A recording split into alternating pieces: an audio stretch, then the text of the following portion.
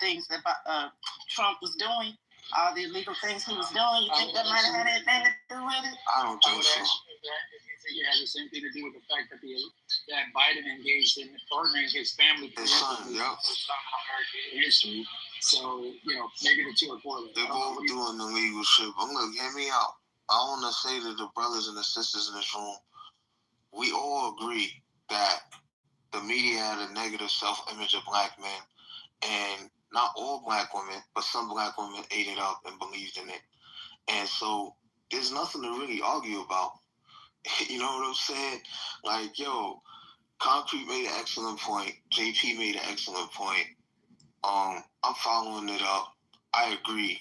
You know what I mean? It was definitely a tailored negative self-image of the black man that was being projected to us. That we all are one way, that we all are criminals, that we all are thugs, and it's not true. And the reality is that we all faced certain kind of treatment based on how they wanted to criminalize us within the system. So, yeah, I agree. Yeah. But I don't think y'all should be arguing over this shit. It's stupid because we all know what we seen. We all grew up, and those of us from America, we seen it. So what is there to argue about? Well, I'm going to say this. I'm going to go in the cigar lounge. So I don't agree with that. And so when I start naming things, that's why I asked him earlier to put a time on it, put a timestamp on it. So I can put a timestamp on it because what we're doing, when we say this, I've heard older black people say this to kids, right? Younger black people or teenagers. And they eating this shit up because they don't want to, you know what I mean? They don't know. Fuck it, I'm 21 and you 52. I guess you're supposed to be. But when you go look at the different portrayals of black people, right, outside of rap music, it's positive. And then people don't want to have that conversation because then you would have to litigate, you would have to settle with yourself that some black people were attracted to that nigga drug dealer shit, right? And that's why it influenced you because you thought it was the coolest shit in the world. Not because it was the other media wasn't positive, that's because that's what you gravitated toward. At the same time, we had rap music in the 90s. We had all of these great TV shows. You remember what happened at the end of Martin, bro? What happened at the end of Martin? Martin and Gina got married. That's what happened at the end of that show. Wait, but I mean, I can name all of the endings of all the rest of the damn shows. It was all positive too. Nobody died. Someone gave up. But at the same time, I think Osborne was disappointed. I don't think he's disappointed. Okay, I don't think in the car. She squeezed it to death with her. Can you hear me or yeah, I can hear you. I don't think what I think Concrete said. I think here's the thing. Since we do know that not every single black man commits crime, and not every single black man is super innocent, whatever the case is. But I think that what he's saying too is like he's right. We can't sit and ignore it. I get what he's saying, but we all know that. I'll say this. How did we get back here? Yeah, there was a brother I spoke to. He said that I think he was in Philly. He said that it's at a point where black women now are acting like melanated white people. You know what I'm saying? True. Melanated white people. The fuck? You know what I mean? But I think that to the point, everybody experiences different stuff. So I think what the fuck are people even talking about nowadays? Doesn't make any sense. Just making shit up. He may not experience certain things. So I think both sides are valid. I just want to quote my mom and say, I think you're making shit up. I'm not a criminal. Since my mom ain't wrong. Yes. She ain't wrong. Clearance. And whoever brought up it was because of what was going on, the investigations. Yes, it was. Funny rabbit. Now, presidents do receive intel briefs. They still maintain their clearance to receive those intel briefs because you got to take into consideration what they did during their presidency. There can be it can jeopardize their life. Because they still are jeopardize their life to make certain decisions or to like you might send like with Biden, he might have another president speak to a dignitary like they would use Jimmy Carter. Like that is why the presidents need to maintain their clearance. But if a president has classified documents in his bathroom and is In his sharing shut top up. secret information In his shut up. Westminster, New Jersey, because that is a problem, right? So there is a reason why his clearance was revoked at the time. He still received information if his life may have been in danger. That is why he knew about Iran possibly making threats on his life. That is why he may have known certain information that he would reveal to the public. But it was just to protect himself. They were not giving him information that he can use and give away to our foreign adversaries. Okay? Hey, so Patty, let me ask you this thing. I'm not really super. Well, let me not get into all that. But I want to ask you this thing. So what Trump is doing, and like you were saying, that he's basically it's somewhat making an enemy out of every other nation. What do you think is going to come out of that? What do you mean? So there's been talk stuff in regards to stuff with Canada. Obviously, we see what's going on with Mexico. And so a lot of people are speaking and saying that, damn, he's making an enemy out of every other nation to a point where America's not America, but everybody outside of America is going to invade America due to a lot of the bullshit that's going on. Is that a factual thing you believe or no? I don't think anyone's going to invade America. Now, if we invade certain countries, I don't think we're going to have the support of our allies like we did before. Right, that's what I'm saying. Yeah, okay. Yeah. Well, who's saying that? Where are you getting that from? That Well, I've heard it from a lot of different clubhouses. I'm just bringing. you're talking about on Clubhouse. Wait, right? my bad. I'm just asking. Damn. I'm just asking you. I'm just asking. I'm just saying. Okay, look. I'm just saying because I heard from a lot of different folks. I heard multiple times, so I'm thinking, okay, you know, this room is kind of focused more so on that, like policies and things like that. So I was just asking. But my bad for asking. Okay, I was just asking what your source was. If you have a problem with that, I'm sorry. I just asked where your source was. What your source was. She was just asking. It's just maybe you didn't. Maybe like sometimes I talk stern and then people think I'm being like really. She's just asking, love. Okay. When you talk to me, Patty, all the time. I'm just joking. All right, Kyle. And can we all agree that Trump is like 5 years old, and so he has tantrums and acts out? Like, I'm not surprised he would do that to Biden. Have y'all seen? Deborah, you should have known based on what he said that his. You went in the Matrix, CEO. What'd you say? God. I said based on what he said, you should have known his source. Bro, like I said, I've heard it around. I'm just asking. I'm just trying to see what y'all do. That's it. I'm not saying it was factual. That's what I was asking. CEO, believe it or not, you went out again in the same spot. Say it one more time. I said, based on what he said, you should have known his. Right. That's Damn, CEO, that was unnecessary, man. Yeah, I literally said, Bro, don't take the bait, bro. Don't take the bait, bro. No, listen, I literally said I heard it on Clubhouse. Look, stop. Look. The fuck? You just asked a question. Obviously, we know everybody. However, I swear to God, if I had known that's what CEO was saying, I wouldn't have asked him 3 times. I literally couldn't hear it. It kept going out. The spirit of Otis and Goat. We know how people receive information where they receive information. Like shit, a majority of Americans are freaking receiving information off of social media. CEO, Roya. Yeah, I was is just an example. Yeah, I mean, right. You know what? I've like off Clubhouse. I've had conversations with someone, and they'd be like, "Girl, I seen it on TikTok." And these are people with degrees. Right, like if I'm asking a question, So, like, I'm asking. Yeah. Like, Exactly. It's okay. It's okay, Roya. No, I don't like that. Like, how you gonna come at me? I literally said I heard it all. But I'm gonna be honest with you, Roya. We know a lot of y'all are getting your information off of social media. Right, but Y'all are not researching. Okay, look, Patty, listen. If you're doing a lot of the research, you know a lot of the stuff that's going on. If people are asking, like, hey, what's going on with this? I mean, why not provide? Shit. Let's talk about it. I mean, I don't know why. So Roy, just for clarity, I wasn't coming at you. It's Friday night. Yes, you I was joking around. I was joking around. It's Friday night. Yeah, Roy, Theo's usually a cool dude. He's just got that spirit of Otis and Goat channeling through him right now. So you gotta forgive him and let it pass. I wanted to say something about this whole going to war thing. I keep hearing this. I'm really hearing this on Clubhouse.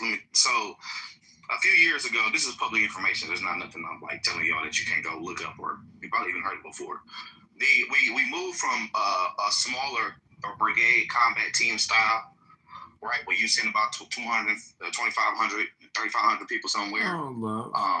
You know, and they go do their thing. For the last 6 or 7 years, we have changed to fighting or preparing to fight large scale combat operations for a sustained amount of time. That's what we've been preparing for and training for, right? So instead of, one brigade combat team going and they rotate with the other brigade combat team, you're talking about a whole division or two, which is about 10,000 motherfuckers going somewhere and preparing to be somewhere for a long ass time if they got to be somewhere, right? So ain't nobody trying to invade no damn America for the principal reason that it's more guns than people in this country. That's the principal reason. If you go listen to Shrek, John McFay, and some of these other special forces dudes, that's what they scared of. They scared of coming over here and having to deal with the American people. On top of the fact that we can train our soldiers whenever we want to, anywhere we want to, right? So that's the thing. It's the people in all these fucking guns. Just not anywhere we want to. We have to have access agreements. There are countries we don't have access agreements, and sometimes they'll let us in and it will send us the fuck out in a week. Okay. Yeah, so we just don't go anywhere to train. So look, my question is to those that are military on the stage. Hey, Patty, what do you mean by it? I'm talking about in the continental U.S. That's what I'm talking about. Oh, yeah. Okay. Got it. What does the United States trade from Ukraine? What was the business relationship between them and Ukraine under the Biden administration? What did the United States need from Ukraine that was so important? Huh? The United States has trade with Ukraine. That's right. That's a fact. So what I'm asking is, what resources, what is it that they have needed from Ukraine? So check this out. So I think we've been talking about this for freaking months, and it's not so much of just what we need. It's a global need, right? It's the breadbasket. It's the energy that they provide. Let's pretend that Russia does get Ukraine, and that's it, right? What does negotiation tactics look like, right? When it comes to like who that breadbasket feeds, like how energy is supplied to Europe. So you got to remember, when it comes to strategic alliances or certain things that we do as a nation, we're doing it because we're also, not only are we supporting our allies, we're trying to keep our own country safe. You know what I'm saying? King? I would also add to just go read. We got a new SecDef that was appointed. Go read the last SecDef. And this well, he ain't published his yet, but the last two SecDef's strategic plan, which they published, I think they got like 100 days to publish it, when they get appointed to that position. Just go read them plans and it'll tell you all that, why they're doing. They got 100 days. You are correct. Yeah, they'll tell you. And that strat plan, and then there's another plan that comes out, the strat plan, which I think it's defense plan, and the strat plan comes out of that. But or I might be mixing it up. Help me out, Patty or ladies, if y'all know. But when the defense plan comes out, the strat plan comes out, and then once that strat plan comes out, it's kind of like telling you, okay, this is where we at. Like, okay, 2 strat plans ago, they was talking about China's 2040 plan, because they definitely have a 20, but now they got a 2050 plan. But like, it seemed like every 10, 15 years, China get a new plan that they trying to, like, I don't know, not take over the world, but they want to be a world dominant power. That's what they want. So every fucking 15 years, they upgrade this plan. So the last 2 strat plans was kind of talking about how they're going to not usurp China's authority, but make sure they are put in their place. Make sure they understand what the fuck this really is. In a nutshell. Why do you think they? Wait. So just so y'all are aware, okay? So we do have men that are modded, right? If one of these ladies come off a mic and they got a green bean, y'all got to give them way to have that conversation because we have entrusted in them to freaking lead this room when we're not around.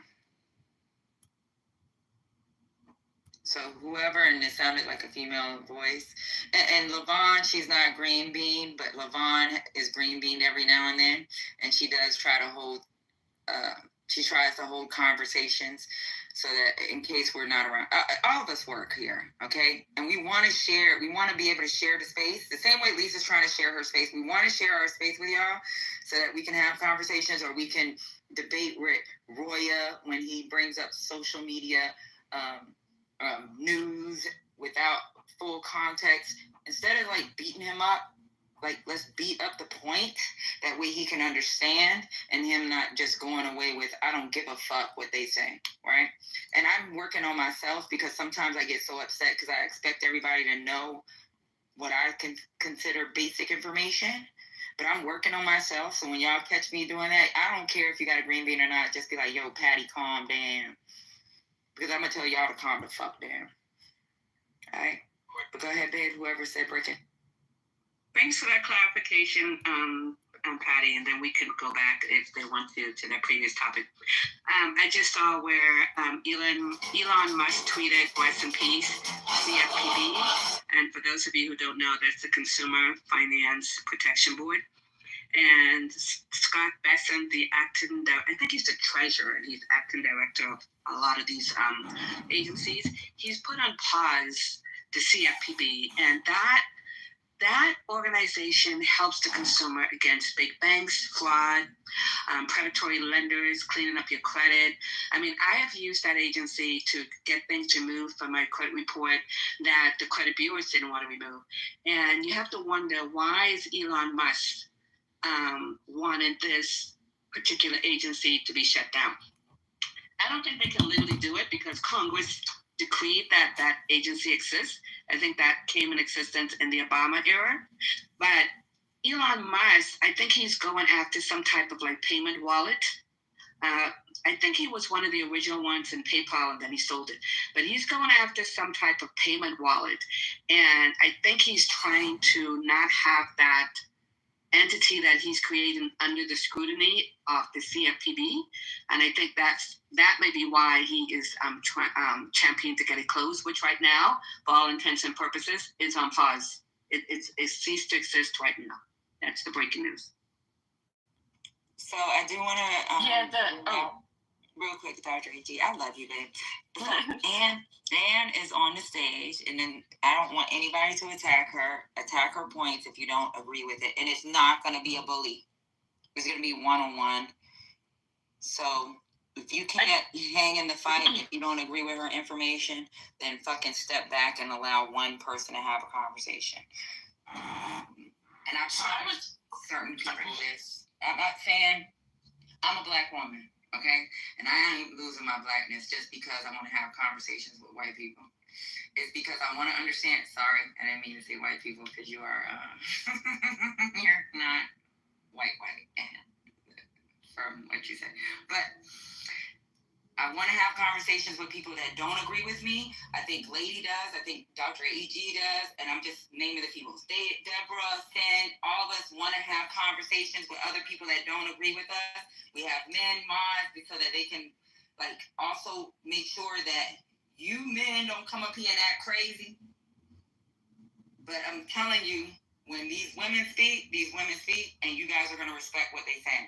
And they're not going to disrespect you and beat your ass up. But I'm going to tell you, if it's some racist shit, if it's some racist shit going down, we ain't going for it. Your ass is going to be damned. We don't give a fuck at this point. If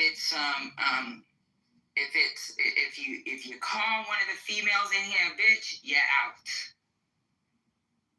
And that's it. I just want to follow up on what LaVon said about the CFPB.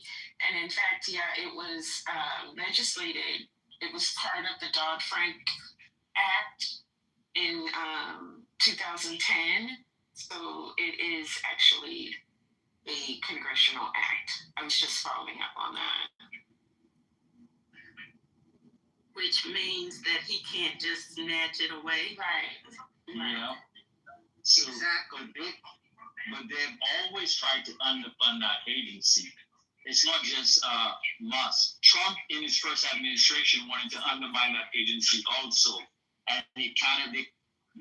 And the person they appointed, because you remember the person at that agency, they had made that person resign initially, and the person resigned way before the end of their term. You remember that when it happened during the first administration? So they've always been out for this agency from the get-go, because big business doesn't like that agency because it meddles in the. It's like the Labor Relations Board and all the other things that really pass all the regulations that investigate businesses. So that's why they don't like the CFPB. And the Supreme Court did say that the president could remove the director. Happy pre-shots. Motherfucker, I'm here recording the dumbest motherfucking people on the planet. The president does have the right. I hope you enjoy my show. This is called the Dumb N-Word Hypnosis Trump TDS Room. Because they tried to say that the agency was unconstitutional, but they can remove the director, but they said that the agency was legal and could legally operate. Right. But Dr.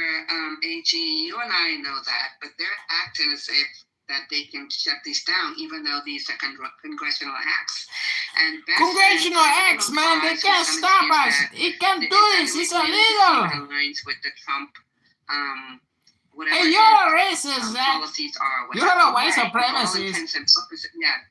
But the CFPB is really, and I might be wrong, so somebody could correct me, but the CFPB is only tangentially connected to the Treasury. It's really tangential. If I'm not mistaken. So that makes it a little harder for them to intervene, I think, because make it the Federal harder. Reserve is independent. Harder. But I get what you're saying. I think that these boundaries and borders don't you are going into a deep hypnosis within I think in the long run, some a deep N-word hypnosis. You are being conditioned by N-word hypnosis. Oh yeah, they said that. I know. Welcome to the dumbest people on Clown House. I give you your Friday night N-word hypnosis. No, that is not good. Absolutely not a good thing. No, you don't make enough money for them to come after you. Please, because we only go after. That's not the point, though. I mean, this is the craziest thing. How are we going to have room? We have to resist now. We must organize and resist now. Like, that's what our taxes pay for. We can't. What about bonds? We don't want to. Bonds? Motherfucking concrete is a bond salesman now. Bonds are made. Who's going to regulate them? You can't do that. Like, you need some revenue agency. All these fatties are like messaging me on Bumble. And they're writing these big essays because my shit says, what do you want to accomplish this year? And then as soon as they send me their message, I just delete them. Because they're so fat and old. I find it kind of funny that fat, really fat, ugly people on Bumble like think that you're gonna. I mean, it's kind of like me trying to get with a hot chick, but the difference is, like, if you're a fat liberal and you're trying to get with me, it's a little different. It's like you have two negative strikes against you. You're fat and ugly, plus you're a liberal. And their capacity to generate their own revenue. There's getting with a hot chick, but then there's also like being a complete troll. And I think that you might not be able to get, you might not get with a 10 or a 12 or a supermodel, but I think that sometimes you see these people who they're like, they're saying, I'm ready to date. And you want to say to them, listen, you're not ready to date. This decent-looking chick just messaged me. She wrote, guess a number 1 through 100. I wrote 10. Then she wrote, what's your favorite memory from when you were 10? Oh, playing outdoors. With neighbors.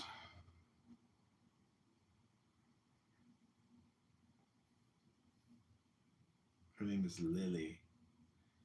She's a yogi. Ugh, she has kids? Ugh. Ugh. Ugh. Oh man, it's so funny talking to these chicks that have kids because it's like if you go out with them, you're like, so tell me about your ex-husband, you know, and they're like, well, we're still very civil, we're good friends, and we share the kids, but I'm just not attracted to him anymore, basically. And then you're like, so now you're back on the dating apps trying to fuck more men, but you don't want to have kids, right? No. I'm just looking for a sugar daddy. Oh, okay. It's just so funny. It's like, I don't know. I mean, if you're really hot and you have a kid, I will go out on a date with you. If you're like not hot, I mean, it's definitely not happening either way. But anyways, I'm just saying that. I just find it so funny talking to women that have children because it's like they don't know how I feel about them, you know, just on averages. So it's like I'm totally indulging them, but never telling them the truth that I have absolutely no interest in having a serious relationship with you at all. That's your ex-husband's job, who you decided to have children with. Maybe you should go to therapy or read a book and figure out why the fuck you're a piece of shit to your husband. That's what I'm saying. But nobody does. You know, because all your income is right. If you have other income, but businesses and people who entrepreneurs and stuff like that. Oh, she's got a daughter. Oh, great. It allows you to, you know. And then it's like, you want to go out on a date? You live 30 miles away. It's like, bitch, you better drive to me. No, can we meet halfway? No. All right, then not gonna happen. It's a good thing. Yeah, it's not really a good thing for you. It's a good thing for them. Because in the and then end, you got fat chicks that have dogs or cats, and you're like, America gets further in debt maybe you should be at the gym instead of spending all your time picking up poo and pee and grooming. I mean, are you like a single mom yet with kids and a husband to take care of a dog? No. Well, that's why you don't have any kids. That's why you don't have a husband, because you're busy spending all your time with your dogs or your cats. But the other thing is those taxes pay for a lot of things. They pay for defense. Like, what is going on? If we did not, how would we support the military? I love how these charts are never like anti-military industrial complex. They have no idea that all their fucking money is going to funding the fucking bureaucracy of the military. These are the dumbest people in the world. They're like flip-floppers. 1 second they hate Trump, and then the next second they say, why aren't we supporting our military? They're so stupid. Next thing you know, Medicare, Medicaid's going to come up, and now they're going to support the doctors. They just don't understand priorities. As like political revolutionaries, they're the worst political revolutionaries ever because they're technically welfare whores. Also, anyways, you get it. Just fucking talk out both sides of their mouths all the time. We're talking about nothing. We need revenue to support and sustain those systems. People don't care about this. No, we don't. We can just keep borrowing. I bet you they'll never talk about the borrowing. Just watch. What will happen to the national reserves that we have for what reserves, bitch? The country's $40 trillion in debt, you dumb motherfuckers. You're gonna pay for that. Pay for what? We're broke. There's not enough real estate taxes. You can look at the 50 states. You can go online right now and look at the state of the 50 states. They charge real estate taxes. I'm about to leave this FYI, Zach. I am headed to the gym. They send to the federal government. They get a $1. Darren Shaw, BSC. Turn it up. He's in the house. Welcome to the house, Darren. They may get 50 cents back, right? Because that revenue is spread across the remaining state. So shit. There are some states, it doesn't matter how much real estate taxes they put in, how much tax, like they will not be able to sustain the public good. Roads, sustain. It's it's not just about your personal income. Oh, and here in the house, Revenue goes to a lot of hey. places beyond just personal income. Right. So, I'm sorry, real quick. I'm just saying, Dr. J. AJ, what is Welcome to Dumb N-Word Hypnosis, Trump TDS. So look, can I just I'm say- live streaming a room of bad ideas. Or no ideas, technically, no matter how you want to look at it. They dumb. The Trump administration They real dumb. is shuttering the commune. Now, some people may disagree and say they aren't dumb. They're CFPB, and then people talked about, and then it was mentioned that that was in Project 2025, and so is the shuttering of the IRS. And so shit, we gotta keep funding the IRS. They're my best friend. That's what we're talking about. That's how we got here. So look, Doctor, Bitch, you 48, unmatched. My understanding is Bye. that Should have figured out your dating life sooner before you got old and ugly. He's planning to replace it with the ERS, External Revenue Service. It's like everybody here works for the IRS or something. What does that mean? I'm trying to answer your question. You asked. Okay, please define. CEO, stay on your mic, please. Let me just try to get some clarity. So everything that you said about how the tax system works now, he's replacing that with tariffs, basically taxing other countries to get the same. Yeah, basically. Making other countries. Can't do that. To the United That's States. illegal. Do you know You know how that's gonna affect the economy? I'm not saying that it's my idea. It's not my idea, man. That's Trump's idea. But don't you know what that's gonna do to the economy? Which is what we do now. They're gonna replace that with taxing other countries. No. I ran the numbers on this. Oh, Dr. CEO ran the N-word numbers. Every single country we trace. So it's not real. CEO, I ask you, just mute up. Okay, I got a headache. Oh shit, she got a So headache? nobody realistically believes. She capitulating. She don't know what to say no more. Conservatives for years have campaigned on reining in government, specifically reining in spending, which allows for the U.S. government to reduce people's burden when it comes to federal taxes, income taxes. So you can reasonably expect that the president is making a very provocative play. Provocative? What he's going to do is he's going to force the issue of reducing the federal income taxes and offsetting that reduction on the burden on American people with a tax on imports from foreign governments, specifically the ones that we have a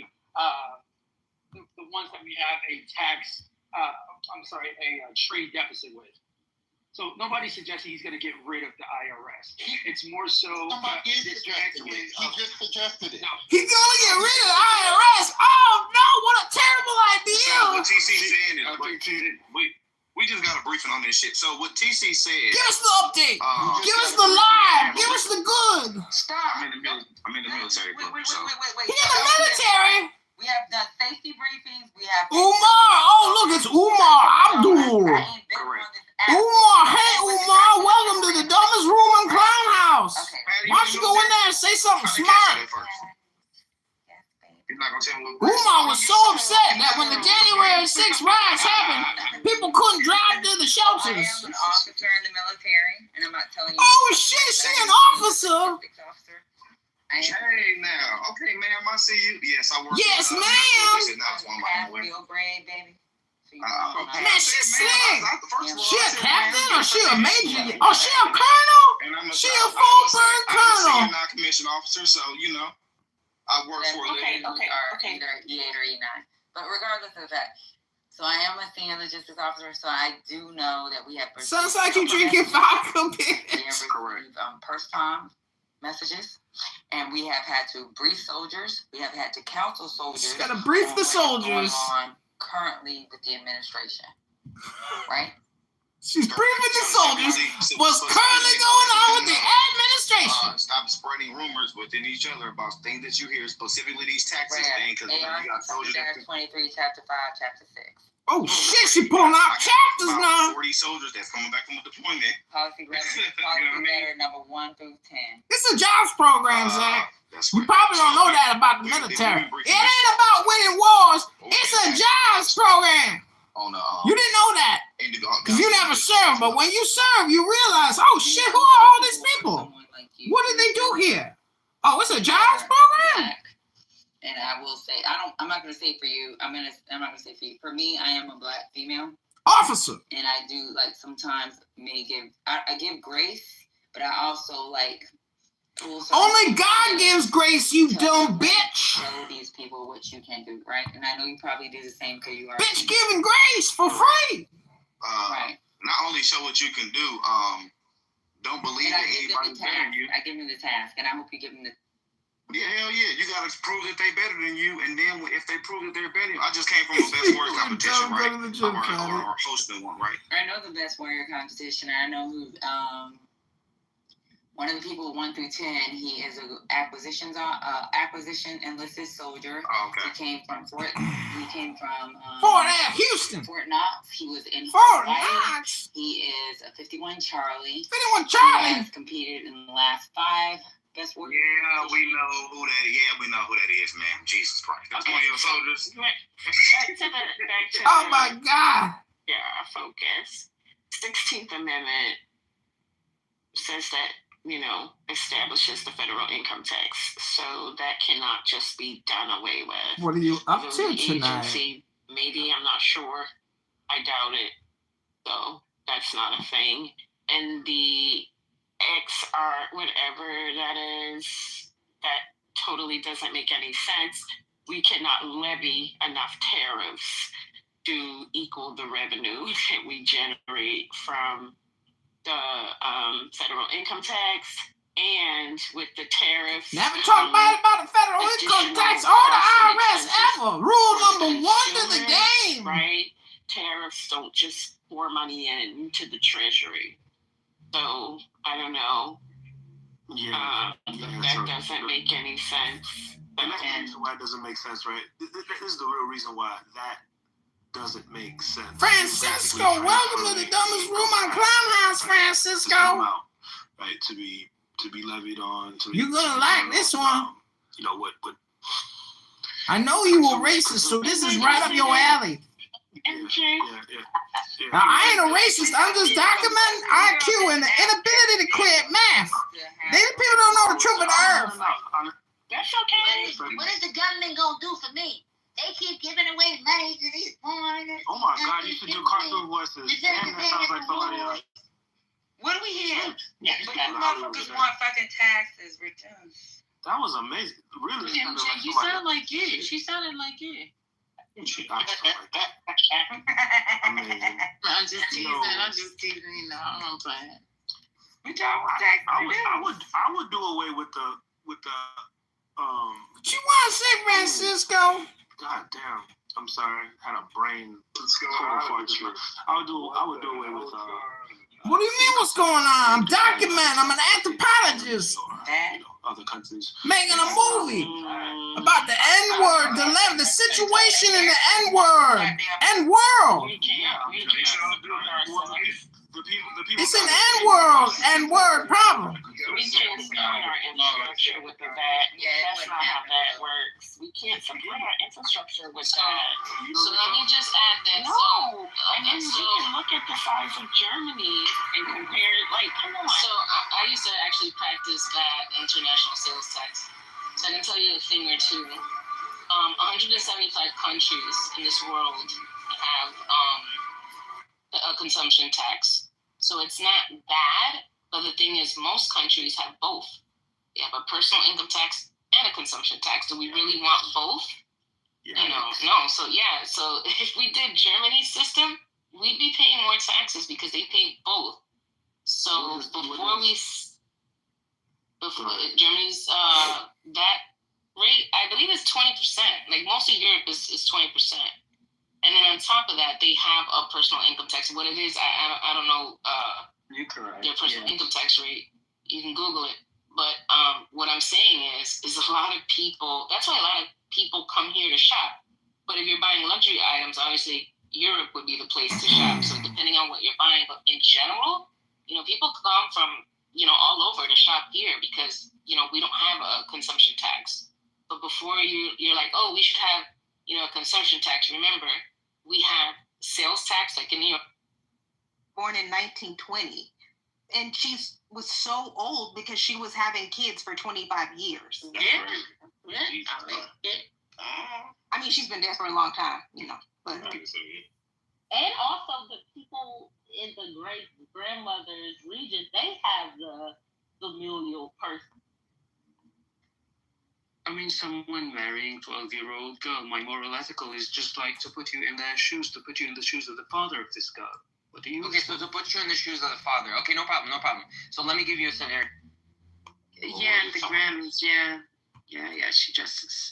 She already dresses provocative, but yeah, he's on a rant right now. I don't know. What y'all do there? Do you think that's Hila? Because we have to be careful what we say.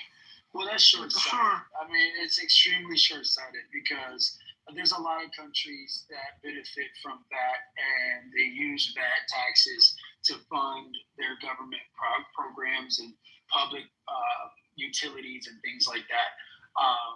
Not only that, but the United States is uniquely positioned to impose excise taxes and import taxes and tariffs on goods and services that come from outside the U.S. to contribute to the public coffers. For these reasons, you would expect a president that's, again, motivated by American business and American productivity, American production, to make it more difficult for other international players, especially ones that we consider to be adversaries, to compete against American businesses. So a tariff makes perfect sense. That makes perfect sense. And income taxes on the U.S.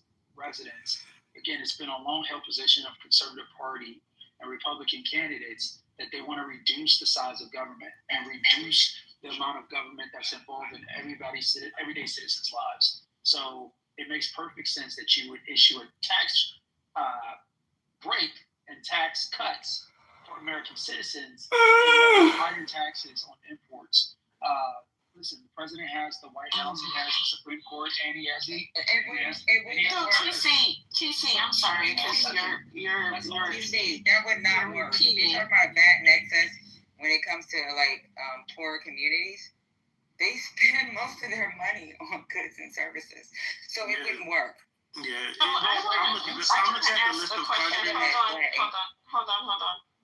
TC, can you tell me one country that sustains itself on VAT alone and tariffs? Yeah, but they're like the UAE. We're not talking about somebody with oil.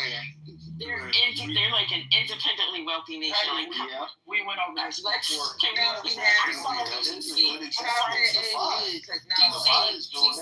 I'm sorry. Can you? I want one person.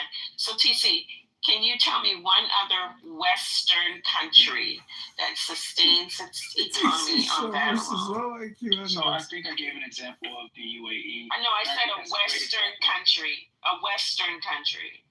Why do I need to choose? I don't. Because that's what I'm asking you. It's an anomaly. Because you can't use the UAE as an example. Oh my God! Everybody just everybody. Thank you.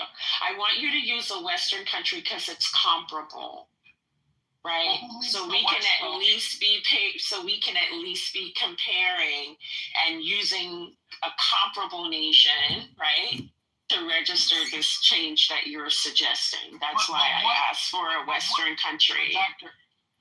Doctor, what Western country is comparable to the U.S. and our GDP? But what I'm saying, this is my point though, but if you're going to say we can look to other countries, I would like to at least get one that's fairly similar to us, like a Western industrialized country. Well, again, I would point you to UAE. You're not a Western industrialized country. Stop.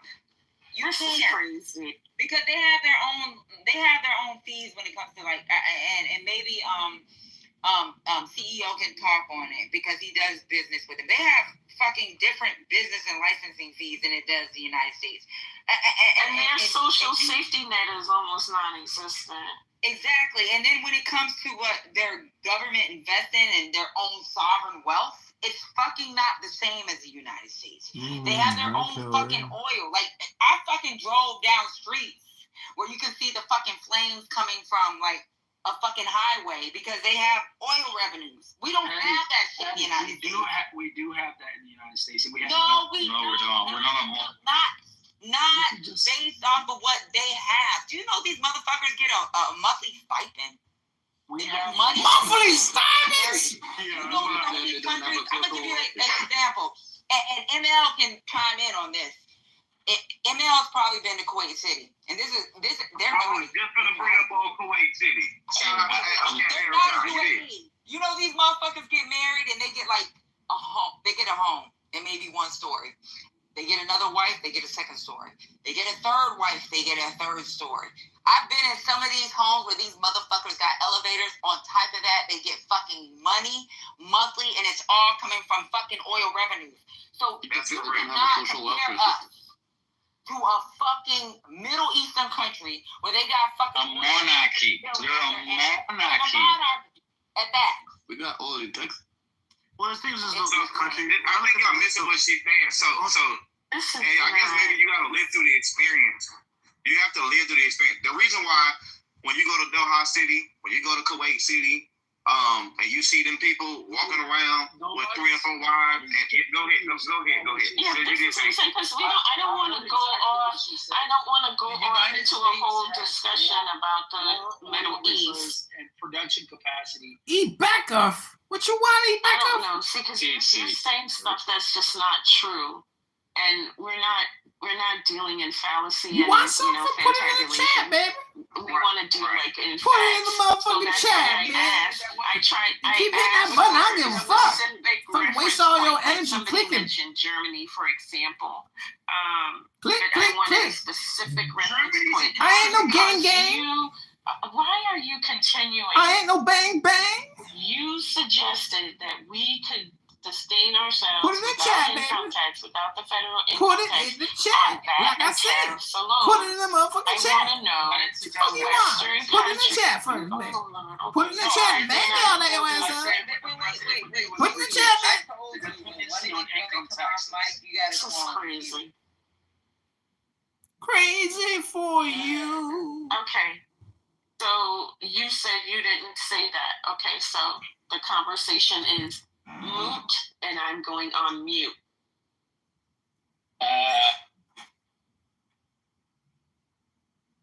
Yeah, somebody else can go. I'm just Casey, we took issue with the fact that you keep moving the goalposts and you're not staying within the parameters of the original discussion, which was that name a Western country that has a similar structure to our modern country, which is a democracy. Hold on. Let me finish. There isn't any. Yes. Let's just move on. There isn't any. There's not a Western country like that. So let's just move on. Which was my point, Sam. Thank you. What do you need a Western country for? That's part of because we're a Western country. Are you okay? You don't get it. You don't get it. You just don't get it. Look like we don't have a UAE. We don't have a Kuwait. We don't have a. They got what they got. Something. They're VAT. Those countries are independent nations. They have geopolitical affiliations, but they don't need allies. Pretty much, they do whatever they want to do. They buy whatever they want to buy. They independent. Let me tell you something, Dr. AG. That little 5% that they charging in VAT, that's just a little bit of change. The motherfuckers don't even have to charge the VAT. And I know CEO does businesses in within these countries. I know fucking ML because he's been in the military and he was a lieutenant colonel, so I know he had to have conversations. He was a lieutenant colonel. A lot of these people that are maybe the third, fourth, maybe 15th cousin of the goddamn royal family, these motherfuckers don't need the goddamn VAT.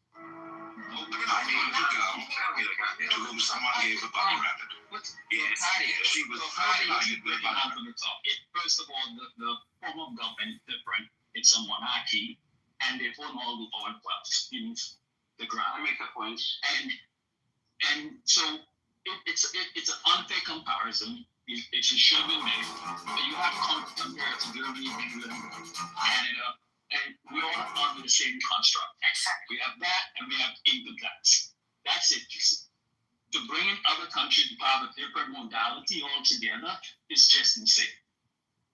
Can I make a point? You mean Western? You mean countries that their central banks are controlled by G?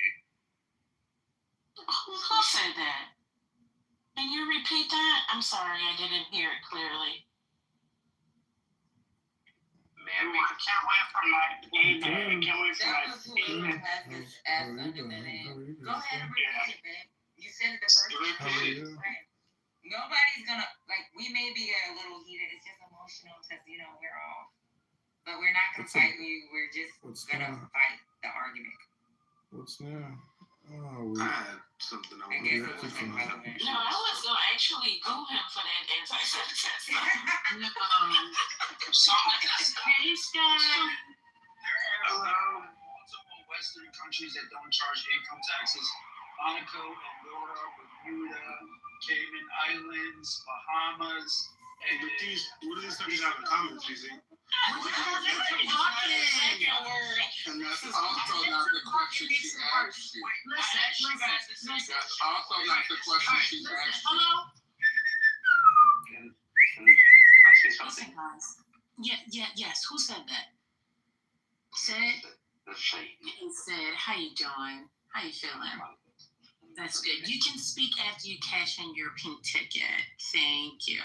I appreciate you. These countries have really small populations. MJ, 1 second. I'm dealing with Mr. Sid. Mr. Sid, can you join the house, please? Thank you. Mr. Sid, are you there? Yes, I'm doing.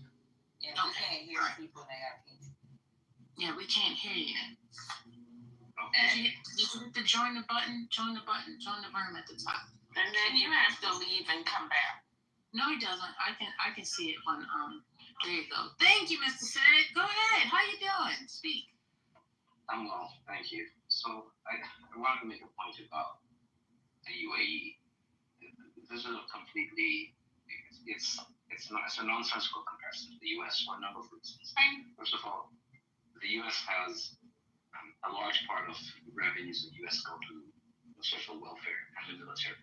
The UAE has a population of only 11% of its population are citizens. The other 89% of people are all foreigners who don't qualify for a lot of benefits in the country. A lot of them are labor workers who work there and leave, and they're the ones who are providing the labor and the GDP to the economy. So you can't really compare with the US, which has a heavy debt on social welfare, and this is one of the main reasons you have to look at other Western countries who also have a heavy debt on the social welfare system. So the UAE doesn't qualify. The UAE also doesn't carry a military burden that the US and other Western nations do, so that doesn't qualify. Also, it's a city-state, so a really small geographic area, which brings a whole different economic dynamic to what they need to do, what they need to produce, and how they need to sustain themselves. And that argument applies to the other places that I mentioned, Monaco, Bermuda, and these other small island states. Incorrect. So it's really recording 6 months and thousands. Apples to cigars comparing the United States to UAE or these other small nation states, primarily because of the Uncle. Look at Uncle Flo with the $45,000 motherfucking plan and shit. That's a big plan, dog. $45,000. Get the math out of here, man. That ain't the truth of the earth. Oh, fuck. So it's really not a sensible comparison. So I just want to make that point. Go ahead, Sid. Wait a minute, hold on. Go ahead, Sid. Yes. Personally, I think it. Child, y'all know I'm not everything. All right, Saeed. Sorry about that. You were I like able to Sid, cash though. in your ticket, and now you get applause. Stay focused. Respond. Yeah. Respond. I'm happy to respond. So here's the thing, right? I'm not comparing the UAE to the United States, not even a little bit. What I said was it is very reasonable for governments and countries to exercise taxes in other forms other than income taxes. And somebody else said, but I thought you said that the United States could sustain itself only on VAT taxes and tariffs. I didn't say that. What I said was, it's long been the stated position of the Conservative Party to reduce the burden on income taxes and reduce the size of government. And one could reasonably assume reasonability is not an option here. The United States can follow the same path and start to enforce some of their taxes on incoming goods and incoming tourism, like VAT taxes and excise taxes and tariffs. There's another thing that the UAE does that the United States can exponentially expound on. The UAE is invested in its own commerce. The government itself has its own public-private partnerships, such that when you're engaging in private business in the UAE, you're also at the same time engaging in business with the government. The government is able to levy fees and even turn over a profit on public services and utilities because of the way that the UAE is set up. The United States has a very similar structure in place. You can look at the post office. The United States Postal Service is a public utility, but it's also owned by the government, but it's still a private company, public-private partnership. States engage in the same exact model. The state of Pennsylvania, you'd be surprised to learn, you can just Google it. The state of Pennsylvania owns all the liquor in the state of Pennsylvania. True story, I know because I'm a licensee holder. So when I have to go buy liquor for my locations, I have to go through the state of Pennsylvania because the state of Pennsylvania owns all the liquor. Douce, Hennessy, Grey Goose, Belvedere, Tito's, none of them can sell alcohol in the state of Pennsylvania without them first going through the state of Pennsylvania to list their products. So for those TC, can you bring this back to the national level though? Because the state thing is confusing. It went around the chat. You can see it in the chat. People are confused. I'm just trying to moderate a little bit because people are saying they're not getting how we got here from a national comparison between the UAE and America, like how we got to Pennsylvania and the ABC.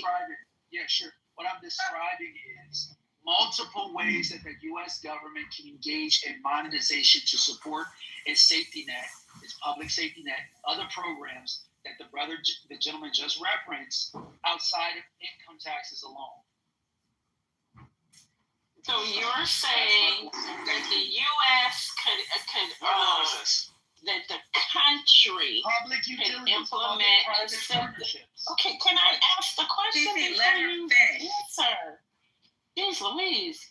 So you're saying that the United States, a country of 300 plus million, could monetize in ways similar to the state of Pennsylvania and thereby compensate for revenue that is lost by reducing the income tax, increasing tariffs, and implementing VAT. That's your argument. Am I correct? Yes. And I okay. All right. I just wanted to be clear. No. I said reduce. I just want everybody in the room to understand what the argument is, so that they can respond appropriately. So, TC, I think you're about 33% right. The only thing I agree with you about what could be applied to the UAE is the public-private partnership and the idea that you have innovation occur in the public sector. I do think that the sovereign wealth fund that Trump just signed is geared to actually do some of that. But wait. So CEO, you've been to so me and you are friends on other platforms. You've been to these countries. They still have a hierarchy who gets what and how much they get monthly, right? Yes. And that's in every one of these Middle Eastern countries. They get, if you, and what their infrastructure looks like. I know you have been on the road. I've drove vehicles on these roads where you can be in the middle of Kuwait City, you can be in Dubai, but there are areas where you actually have Dubai citizens that are living just above means, but not as bad as the Filipinos they got there, the fucking Africans they got there, that are working at McDonald's, Burger King, and so guess what's gonna happen to somebody like a CEO, somebody like a fucking a wedding planner. His ass is gonna be a fucking wedding planner, and he's gonna get a monthly stipend. He's gonna live in a maybe 2-story home where people have 5. A wedding planner. I'm trying to. Okay, she didn't say you. She said a wedding planner. Now you have outed yourself as a wedding planner. CEO, I've taken up for you even when we got in an argument when they said I didn't say that. Patty said that. I'm not a wedding planner. Even when I cuss your ass out, I'd be like, TCs, don't play with me now. I have cussed you out, and at the same time, when somebody says something about wedding planner, I'd be like, yo, he may be a wedding planner, but he's making his change because you're in a country where you're allowed to make that change. I can tell you if you're in the But you're not a wedding planner, though. That's the point. She just said wedding planner. You outed yourself, and now she's responding to you. If you had just stayed on your mic, we would have thought she was talking about wedding planner Rando 2 doors down. Check this out, TC. Just because you got a little business, Sasha, you're not part of the monarchy. You in the car, Sasha? I'm going to the gym now and let this run out, dog. Hope you enjoy the show. Okay? So they give stipends to people get married. They give money monthly. A lot of these people don't even, and I know for a fact that fucking CEO goes to these countries. I've seen pictures of CEO drinking with some of these motherfuckers. I can tell you, a lot of these mugs, they're not even in their country during the hot season. And most of the ones that aren't in these countries, a lot of them use their stipend and live in places like in Europe. They only come back to stay in their free home and during certain times of the year because they may have this celebration where they go stay in a tent and fucking have fucking a small little golf course that they make. They just come home like maybe 2 or 3 months. A lot of them live in Europe. Some of them stay in the States. Some of them may have a little home in Africa and one of these countries that have Arab fucking like Egypt or some shit. These motherfuckers, you the wedding planner, bro. Your ass is not part of the monarchy. You're not the 15th, 20th cousin that can fucking stay in that country all day and run that FedEx.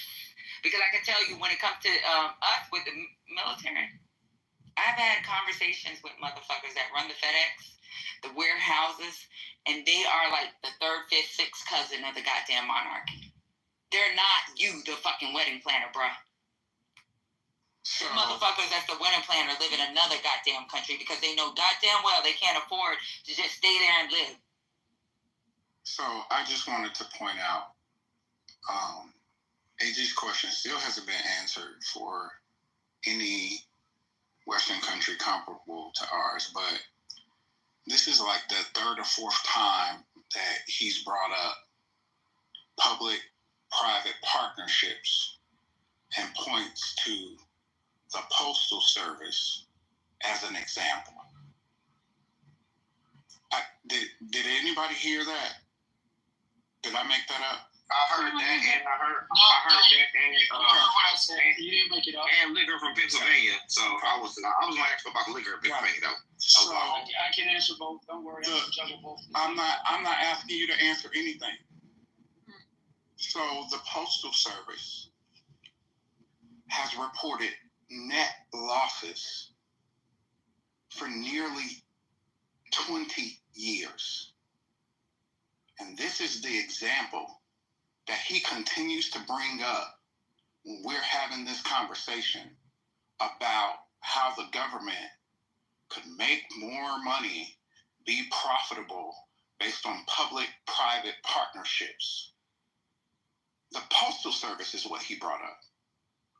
The Postal Service reported net losses of $6.5 billion in 2023. $6.7 billion in 2022. $8.3 billion before Congress passed the Postal Service Reform Act. The Postal Service ain't been motherfucking profitable since motherfuckers was running around talking about the British are coming. The And these are the examples that he brings up. He does not have a comparable example to answer AG's question. And then the example that he gives us is an organization that has reported net losses for 18 of 20 years. Why are we even entertaining this?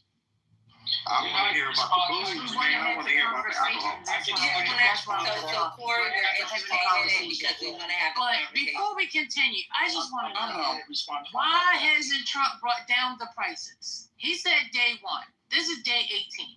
He said he was going to bring down the prices. How much is eggs? How much is eggs? What's the title saying? $8? $8. In Atlanta, they're $8, boo. I can post. I want to know where the Trumpers are that voted for him. Who made the claim? Don't interrupt me. Who made the claim that Trump is going to bring down the prices because he cares about the economy? He's going to do it. He's going to do it. And then his press secretary said, I don't know. We don't have a timeline on it. But he continuously said throughout his campaign, on day 1, I'm going to bring down the prices.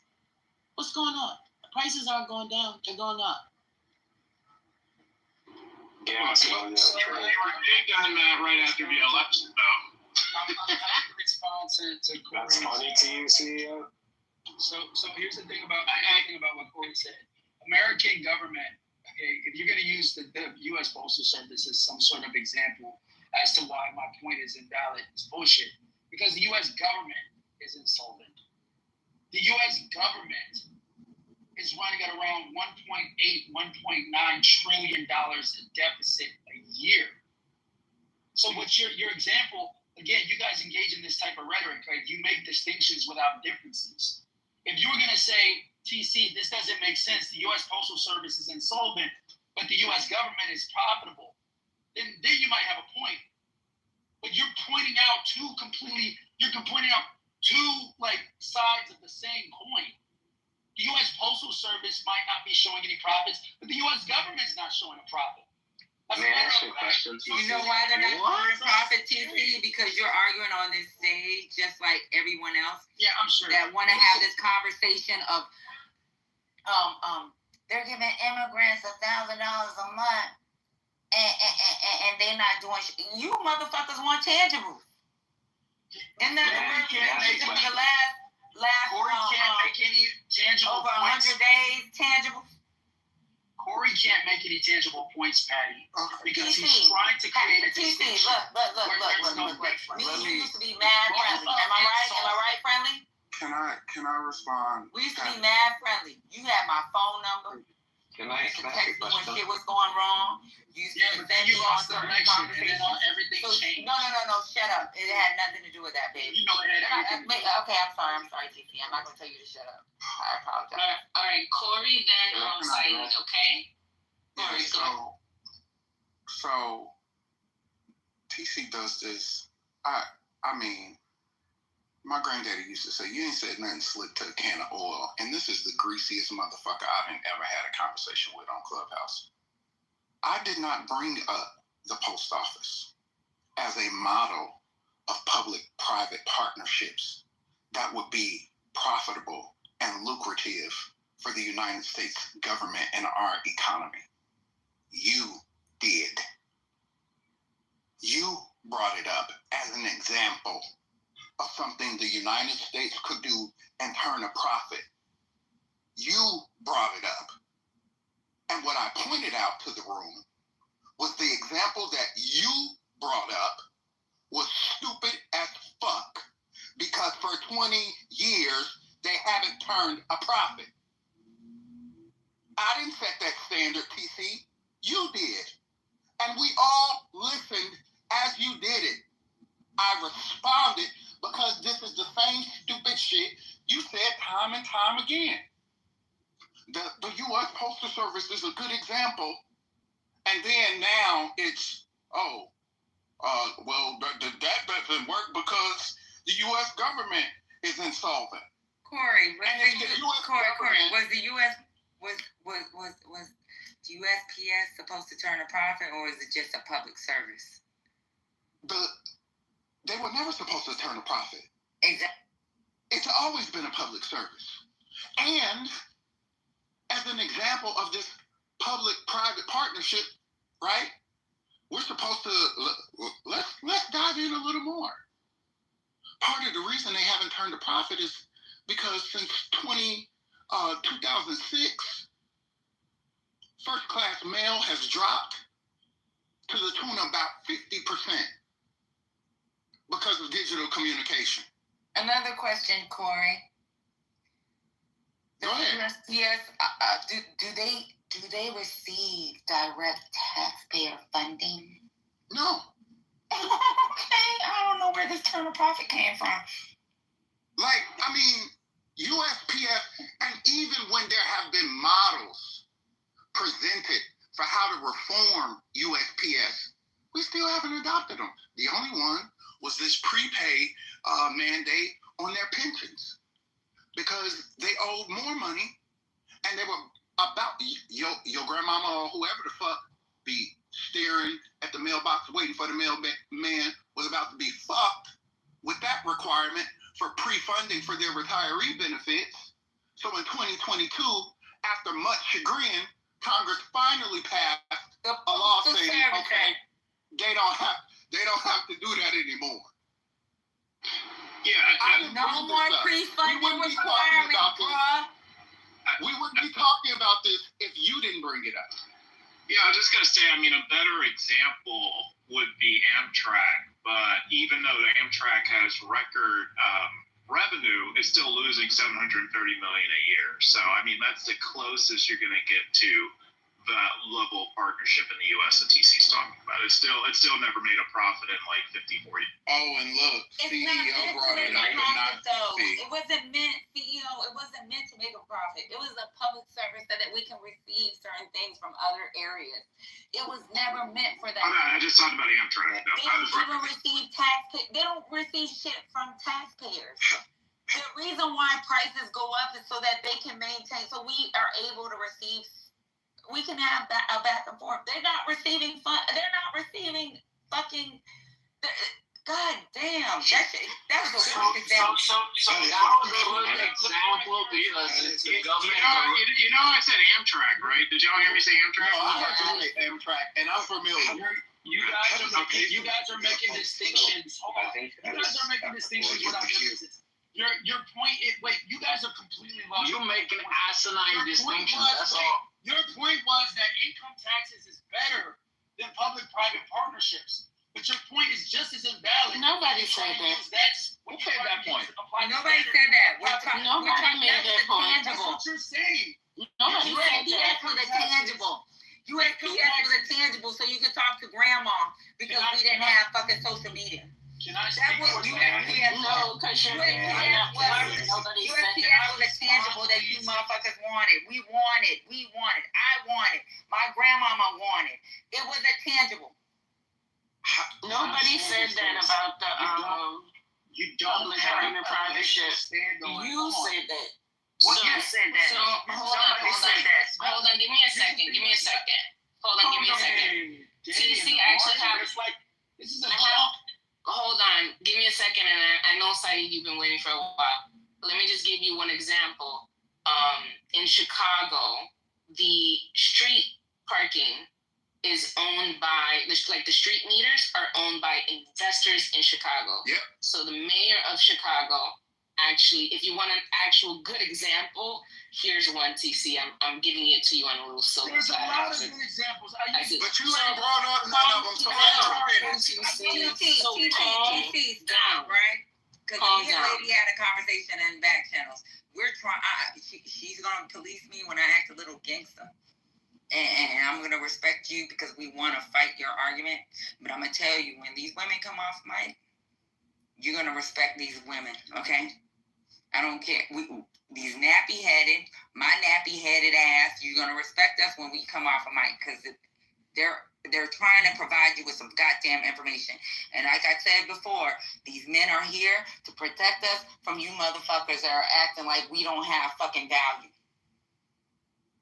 So look, you don't have to have or whatever, when they want to fucking fight you, we may step back and let them fight your ass. But I'm going to tell you right now, if Stan come off mic, if Lady come off mic, if Deborah come off mic, if any of these women up here come off mic, you better shut the fuck up. That's it. And let them have that conversation, because we're gonna talk to the ladies in the back channel, tell them, hey, we're gonna let them have the conversation, but we're gonna beat the shit out of them because we're women, we're educated.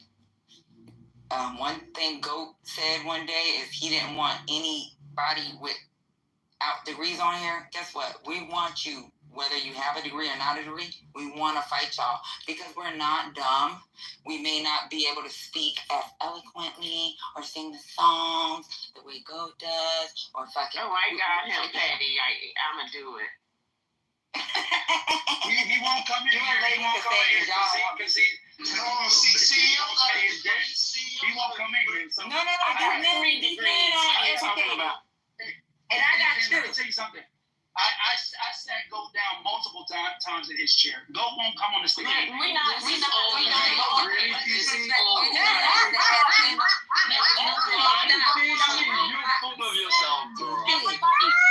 not going to disrespect a man that has been on the stage, that has been green bean to protect us. That's not going to happen. Now we're going to fight the argument. Why do you stand by? And that's it. Hold on, TC, be quiet. Okay, so are you ready to speak?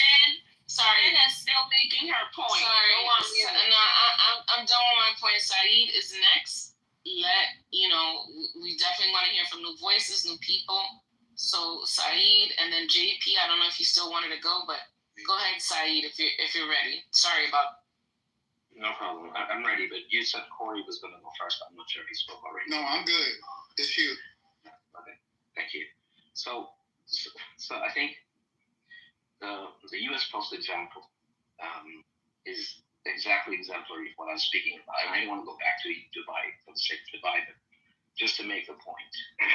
The United States is a huge country. The Postal Service has to deliver to places where it's just not feasible for a private company because they're going to lose money, to the point that's already been made.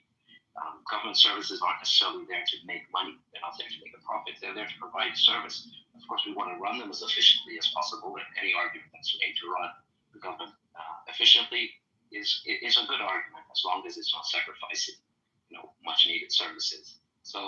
But that's a great example of why you can't compare a country as big as the United States with a country as small as the UAE or any other small country, because the geography matters in the way that the government is spending money. That's one thing. The other thing is that the idea that you should have income taxes and VAT is fine, but then that kind of counteracts the whole idea that you're going to reduce taxes. I'm not sure that that's possible. I also think it's worthwhile to consider, because the subject of budget surplus came up, it's worthwhile to consider that the last time the U.S. was in a budget surplus was during the Clinton years, and it wasn't done by cutting taxes. It was done by increasing taxes on the wealthiest. It was done because there was a boom in the economy driven by technology, which is a direct result of investment in education, which again is something that's being cut. It was done because of inclusiveness. All the companies that were started in the 90s, the tech boom, the Microsofts, the Hotmails, these were started by foreigners who came to school in the United States. The combination of things that the Trump administration is doing, and not just to be anti-Republican, there are some good Republican ideas, though unfortunately Trump is shooting even those down. Prime example would be PEPFAR. So the point I'm trying to make here is that it wasn't cutting taxes that put the United States in budget surplus. It was actually increasing taxes on the wealthier Americans, which still resulted in a boom economy, made some of the best known billionaires that we have today in the 90s and into the early 2000s. So I think you can talk about different ways to fund the government. That makes sense. But most likely what we're seeing is that cutting social services, cutting the services that help the large majority of people, whom if you don't invest in, you're going to end up carrying, removing the idea of having immigrants who provide many different types of labor. And you saw, as soon as the election was over, and Trump and Musk started making arguments for H-1B, the MAGA base got mad, but they know that it's an untenable situation to say that you don't want immigrants. That's really a show to sort of appease the more, for lack of a better, I won't be euphemistic, to appease the more racist nature of some of the supporters. But they know that this is not a viable thing, and I suspect it will disappear from discussion pretty soon. So I just want to make those points that the budget surplus, the last time we had that was because we increased taxes on a certain segment of people and not decreased them. And also because we grew the economy, and the economy was grown based from a sector that required an investment in education, not cutting education. And ultimately, you still haven't solved the issue of welfare. I'm wrapping up. Ultimately, you still haven't solved the issue of welfare, which is a particularly big problem right now because of your demographics. If you have bulges moving upwards, you're going to have less younger people to produce your taxes. So most likely, your taxes may go up, but you're going to get something for it. So I don't think that's really the problem. I just wanted to have that. Thank you. Let me respond to Saeed. Saeed, I think there's a cognitive dissonance in this conversation. And I think the cognitive dissonance exists from the perspectives of the people that's contributing to the conversation. For a guy like myself, and arguably CEO, who comes from a business background, our worldview is a tad bit different. We don't put me in. You're dissing the whole stage, though. No, I'm not on board. I won't presume to. I know you're a coward, CEO. TC, I'm sure you'll be very comfy at the defenses of the ladies on the stage. So I'll speak for myself. From a business perspective, my view of the government and its taxing practices in the past is not only is it disruptive to American progress, but it's horribly inefficient. It doesn't serve the needs of the citizens and the civilians and the military and all of it. Every single public institution that exists right now from the federal government, that's funded by the federal government, is in a deficiency, meaning that it's not operating at a net positive or a net profitable basis on an annual basis. Why do you ask the question, why is that? It's because you don't have business people running the government. You have politicians and people in the public sector running the government. So what's my point? My point is when you elect a president, Donald Trump, who has a business background, what is one of the first things he does? He implements DOGE, Department of Government Efficiency.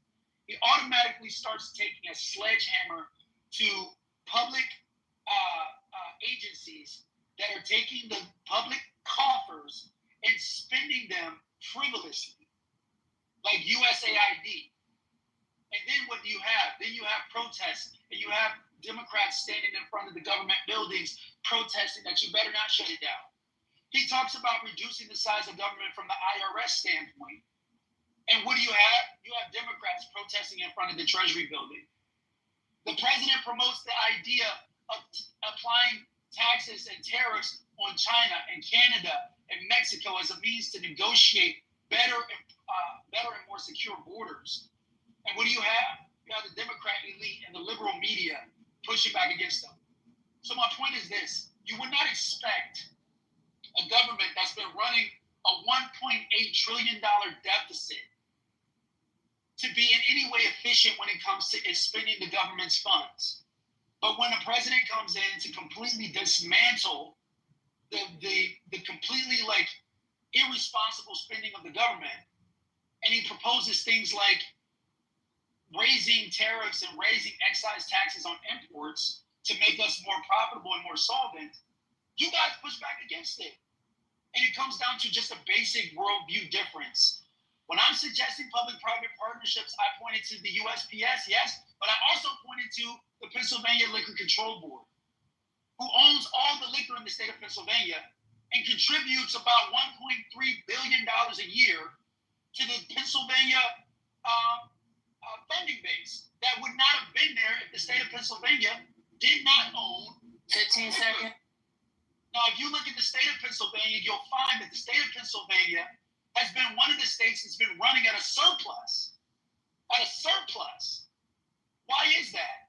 Because the state of Pennsylvania, even though it struggled with its manufacturing base, has devised a plan to engage in public-private partnerships to benefit the public coffers. Yeah, so let me respond. Let me respond. Hello. Let me respond. So DC, that actually was a better submission. It was more coherent. The issue I was having with what you said before was that when you talk about changing the revenue base for the U.S., you have to do that over like a 20 to 40 year period, right? That's not like instant oatmeal, you microwave it.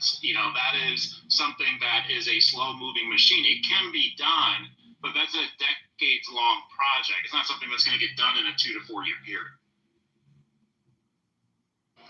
Why do we manage to bank? I had a question about the political party. If y'all want me to understand this. So, okay, I'm sorry. I don't know if I can speak or not. It's going to be until I can. Yes. Okay, so you're right about one thing. There is a big philosophical difference in how we view, in our worldviews. I think many people don't believe that the role of government is to be profitable or to turn a profit. That's not government. If government is efficient, the more efficient it is, the better for the country. But it's not. Its reason that isn't to be profitable.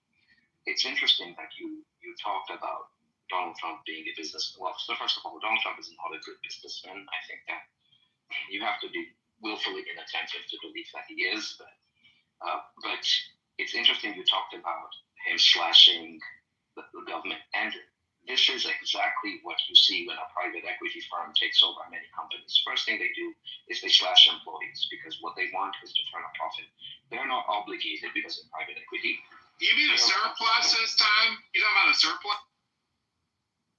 Did you not interrupt?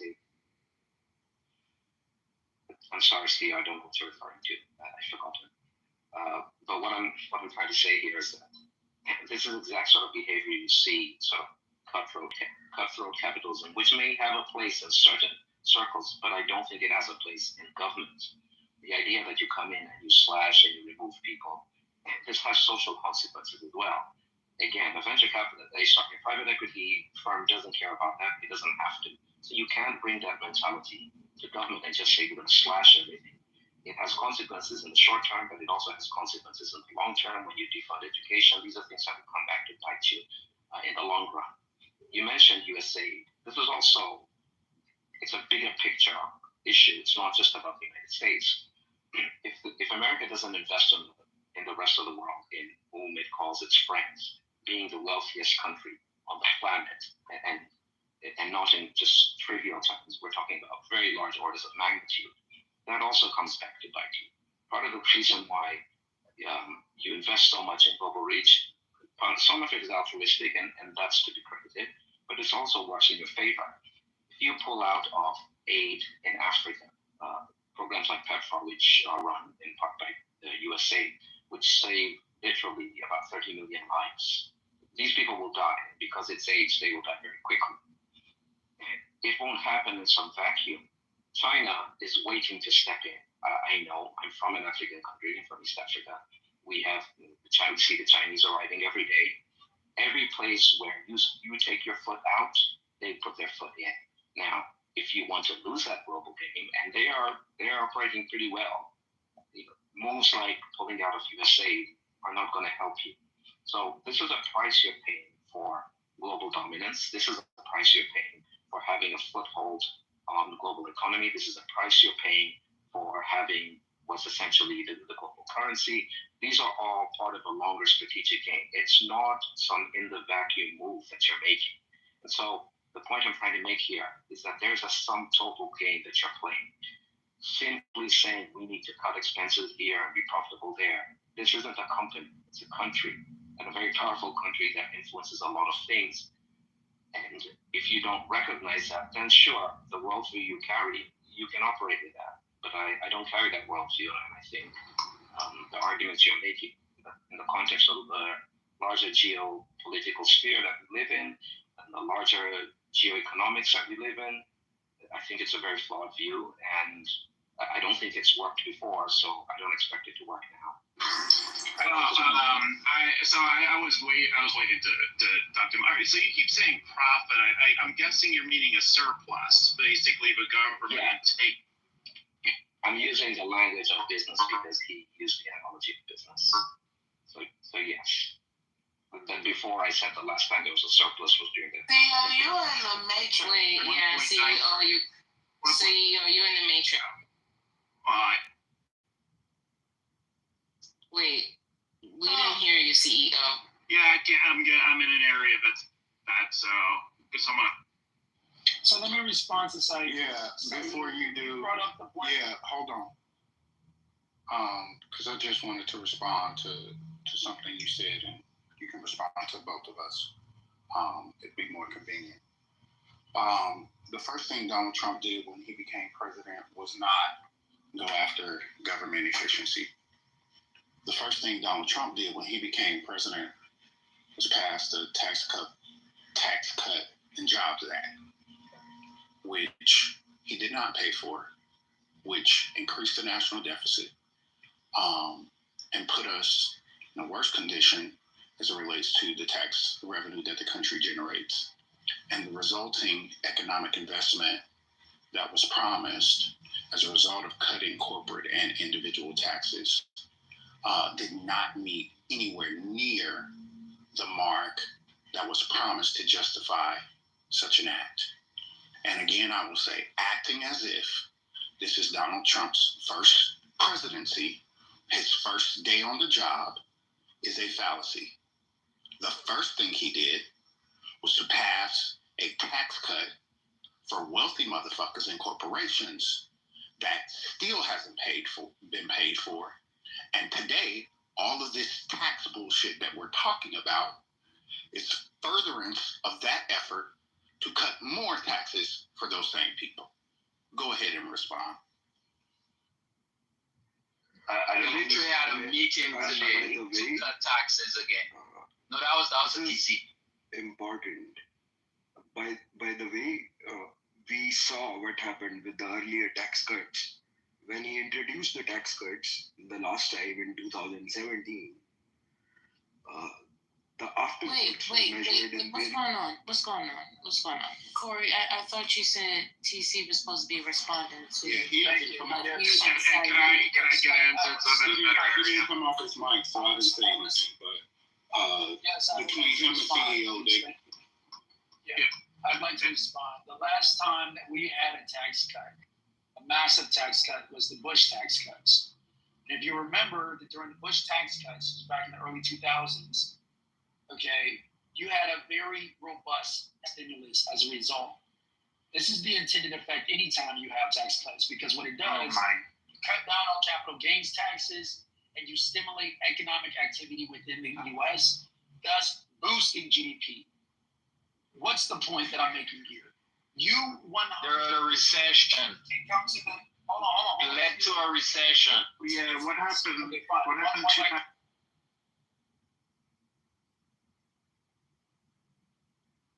Yeah, so I don't know if you want to go Tony next, or I'm sorry, CEO was next, but I just wanted to say that really wasn't a good move in the long run.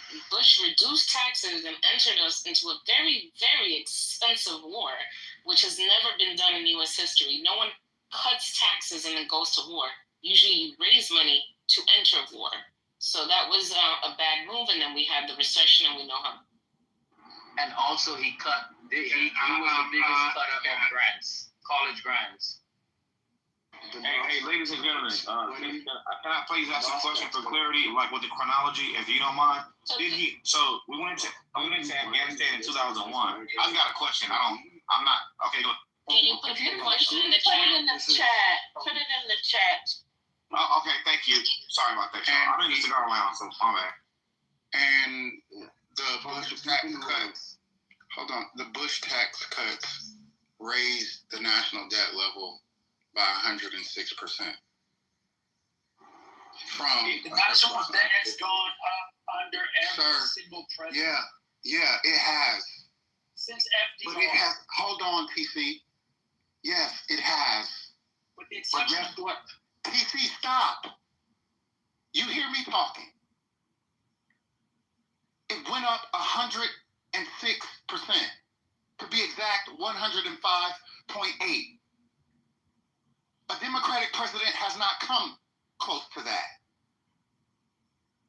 Barack Obama, the relative percentage of debt increase was less than George Bush. And then in comes Donald Trump and increases the rate of debt again by 39%. Joe Biden comes after that and did not increase the relative percentage. Spent the exact same amount. Okay. That's not true, bro. Okay. That's not true. You're wrong. Post the source. You want to bet on it? Post the source. Do you want to bet on it? I'm not betting you shit. Post the source. Because how much did the deficit went down? How much? No, it's my time. What was the amount of increase under the Trump administration? What was the number, TC? As I said before. What was the number? It's a direct question. If you don't plan to answer it, don't speak. Our deficit has grown. What was the number? President. What was the number? I'm trying to understand. Dude, I'm trying to ask you a specific question. You're asking me a different question. I asked you a specific question. We're having a conversation, not... Hello? We're just having a conversation. I asked a very specific question. Okay. I have quantified how the question. I have qualified how the question should be answered. So I'll answer. Okay. What was the number? I'm driving right now, so I can't do research to get you accurate. So you don't know. But I'm willing to admit that. So you don't know. Wait a minute. Okay. Thank you. PC, please go on mute. Thank you. I appreciate it. The deficit increased under Donald Trump by $7.8 billion. The debt increased $7.8 billion, excuse me. Yeah, that's why it's a lot more. The debt increase, hold on. The debt increase, a lot more than that. The debt increase under Joe Biden was 7.9 trillion. I'm sorry, not billion, trillion. Thank you. 7.8 trillion. I'm trying to correct you. I stay on mute. You don't need to correct me while I'm speaking. Are you fucking mad? 7.8 trillion under Donald Trump, not billion. My bad. 7.8 trillion. Under Biden, 7.9 trillion. Relatively the same. Relatively no percentage increase. That's not what Donald Trump did.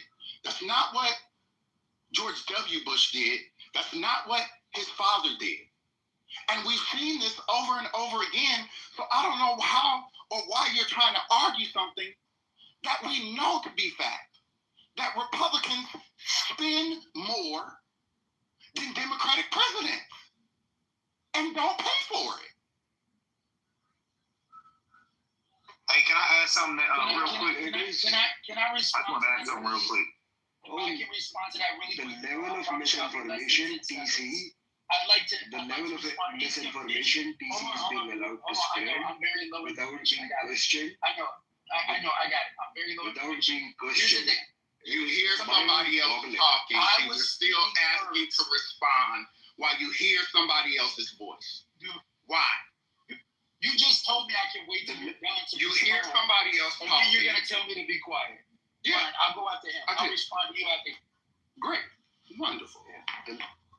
The level of misinformation TC is being allowed to spread without being questioned, like the factual misrepresentations, not the subjective opinions. He's objectively wrong about facts again and again, and he's being allowed to spread this misinformation without being questioned even once.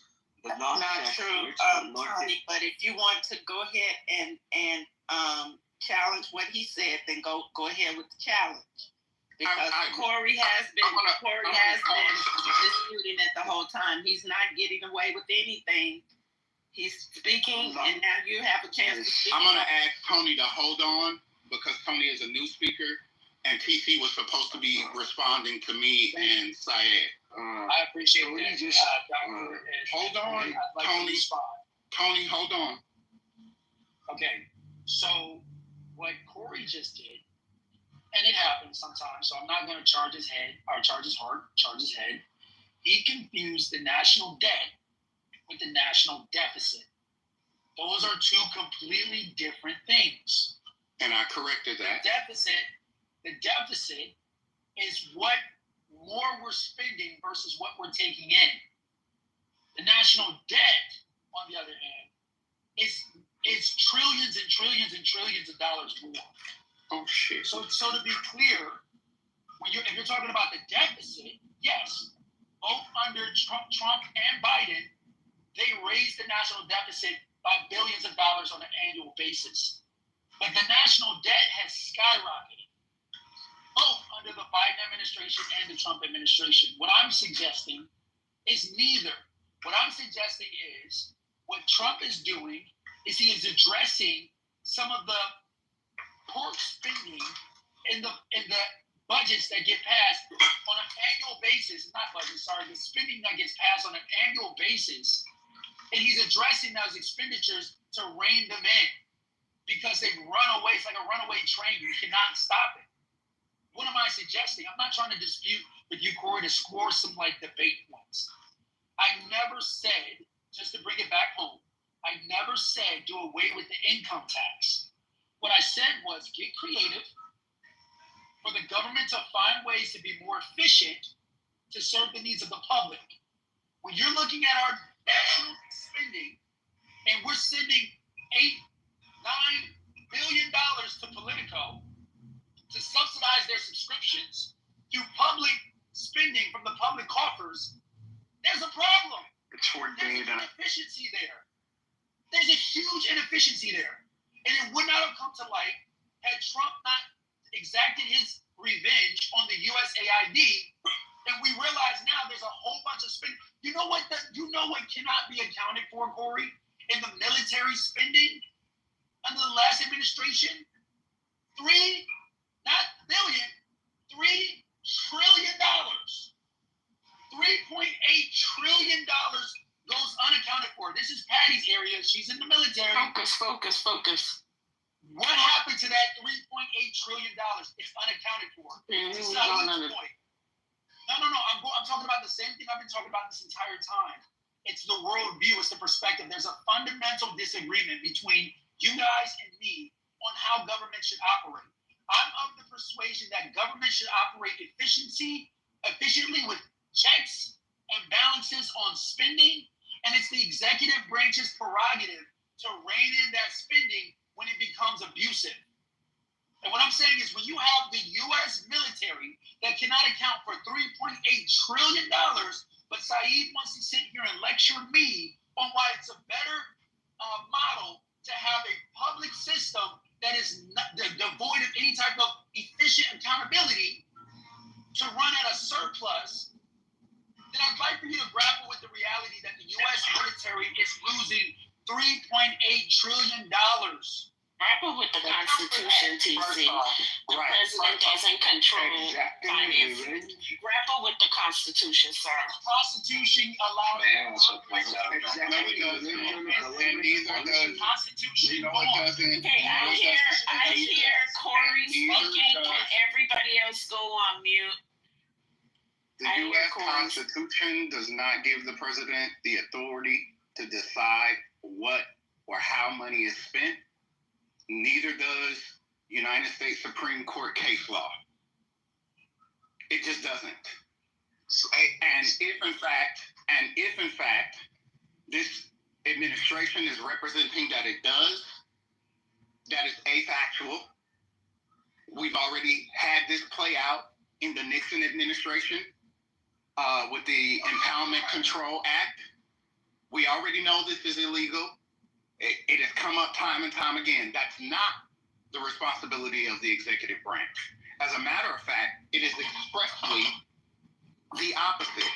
The responsibility of the executive branch is to enforce the laws passed by Congress, and appropriations are laws passed by Congress. If he doesn't like it, the new Director of Management and Budget can present a budget to his cohorts over in the House, and they can present the president's priorities and then write it into law. He does not have the prerogative to do that. So you're wrong. Hold on. I have not been able to go for 15 minutes, y'all. So I'm just going to interact with Corey for a second. I'm wrong. All right, so Can I have some more? When you get oh my God. Like literally, good grief. Okay. I'm not trying to interrupt you. I'm just saying. Okay, thanks. So Corey, just talk to me about how this lines up with the Clinton and Gore reinventing government initiative. Oh my God. They were,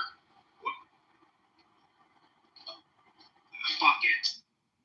Sorry, can we hear from JP? JP, sorry. You wanted to say something? No, we're not silencing anyone. CEO's gonna finish. What? Yeah, I have fun with that. What? Why y'all doing that? Come on now. He said fuck it, and why he left? Yeah, well, he said fuck it because Dr. AG said When something he while he left. was talking. Trust me, the CEO has been talking over everybody, girl. Tonight, okay? That's what I'm addressing. Go ahead, JB. I was just gonna say, when people talk about that money that's missing, I don't know why they say money is missing. There's more tactical equipment, expensive tactical equipment that's missing. And the reason why it's missing is because we still retrograding shit that we got from Afghanistan and been there for 10 years. I don't know if I said it a little bit in the chat, but we sent a lot of equipment over Afghanistan that we couldn't even fucking use. So a lot of that stuff is equipment, right? Expensive equipment, 5.77s, MLRS mics, certain planes, right? We don't use certain shit, we ship it over there, and that's allocated in the budget. So when that equipment don't come back right properly and accounted for the retrograde operations, that's where a lot of that money is coming from. That's where a lot of those funds or money is coming from. It's the equipment. And I just want to be clear about something, because again, this disingenuous arguments that are lifted up over and over again. Doge is not auditing the Defense Department. JP, if I'm not mistaken, the Defense Department has failed its last 6 audits. Is that accurate? Yeah, that's correct. It might, and we were. It was like subpar in a few of them before that. Yes. And what is the largest category of spending that contributes? You have to look it up, but I want to say it. I forgot what class it was, but whatever that class is for equipment, like I was just said, it's equipment and accountability, property book. So across the board, we have refused to do entitlement reform, and across the board, we have refused to cut military spending. But by all means, motherfuckers sending their kids to Head Start should have to call off of work because we're going to be more efficient this year, okay? Got it. Yeah, I was going to say, hold on, TC, please. I know. Because I just want to address, I want to just address the link that you posted in the chat. Like, Corey said that there was military spending. Meanwhile, you're saying that Donald Trump is doing a good job by doing all of these cuts, but he didn't do any cuts to the military. So, what was the point that you were making? All the tech bros who get contracts and defense contracts. Hold on. Donald Trump campaigned on restocking the military from Barack Obama gutting it under his 8 years as president. So yes, military spending did not go cut under the first Trump administration. Wait, cut it? Like, what? Nigga, I'm talking about. What do you mean by cut? What do you mean by that? What are you talking about, period? Because I'm talking about the link that you posted was from 2023. It said in 2023, they couldn't find 63% of the $4 trillion budget can't be accounted for in the DOD, right? Correct. But when you're giving Trump all his praise, meanwhile Trump didn't cut anything from anywhere in the DOD. He cut from everywhere else. So what was the points that you were making is what I'm trying to figure out. So I think there's a comprehension issue. I mean, I'm saying it, but it's not resonating. I'll say it again.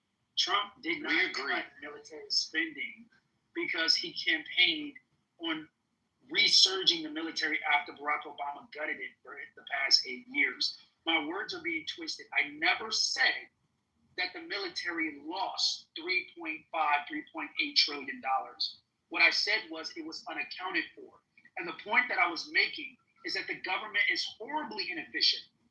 That's why you need drastic changes made to it, which is why I'm a proponent of DOGE. And I'm a proponent of cutting spending. But DOGE is they're not cutting anything from the DOD, though. That's the first thing we've agreed on tonight. There is a comprehension issue, and it's yours. You're the one that's comprehending that. You just said we got DOD spending that's unaccounted for, and they're going to make us more efficient. Oh, but they're not cutting or even they haven't been to DOD as far as we know. They haven't accessed DOD systems to find out where any of this shit is. It's been everything else except for what you just talked about. And then he said Obama gut the military, but others are saying that he's used too much military power. Which one the fuck is it now? He does. You starting to sound like a maggot. This shit is stupid. Can I add something real quick, Corey? I'm actually making points that you guys are not grabbing. Oh, nigga, you're not making no points at all. No, what you're doing is creating a narrative. What you guys are doing is creating a narrative on shit that I'm not even talking about.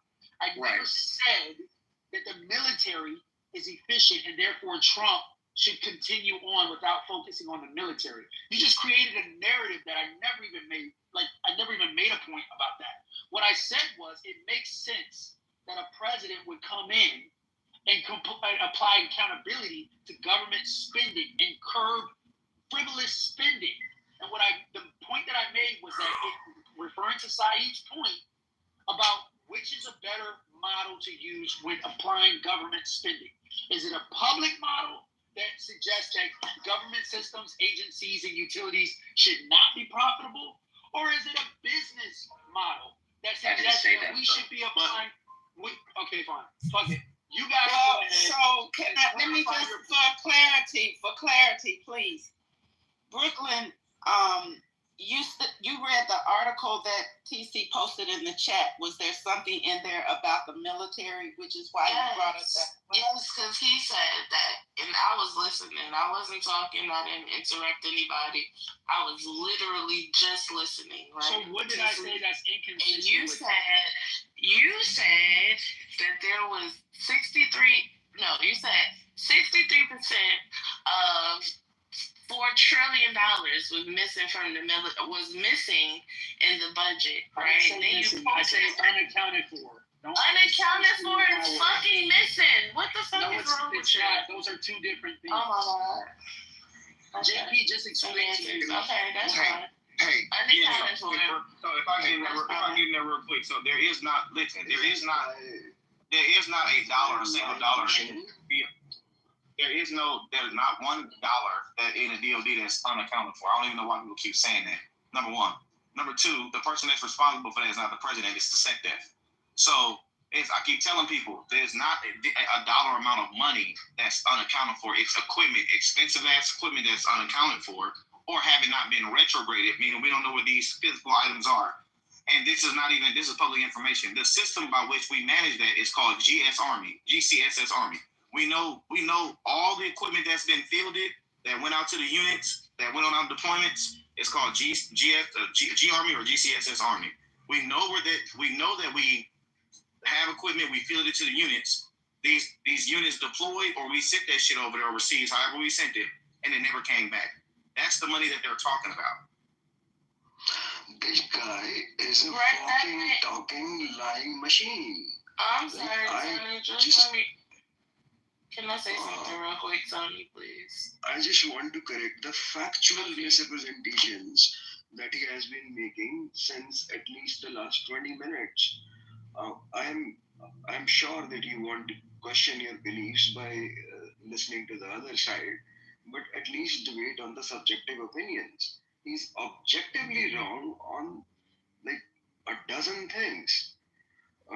First of all, 2016 Obama budget was the largest ever in the history of United States.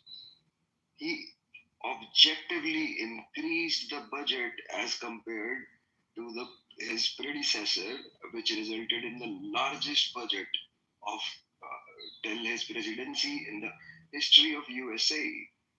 At least question this guy on the objective facts he is wrong about.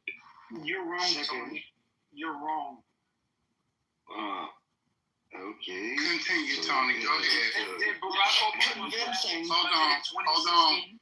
You still hear him talking, TC. Yeah, but if he's you not don't going to see, if you don't see, yeah, he is until he's done speaking. If you don't, hold on, Tony. If you don't see the mic icon on the person's profile when they're speaking, don't touch yours. Anybody. There's no reason for this. Tony, go ahead.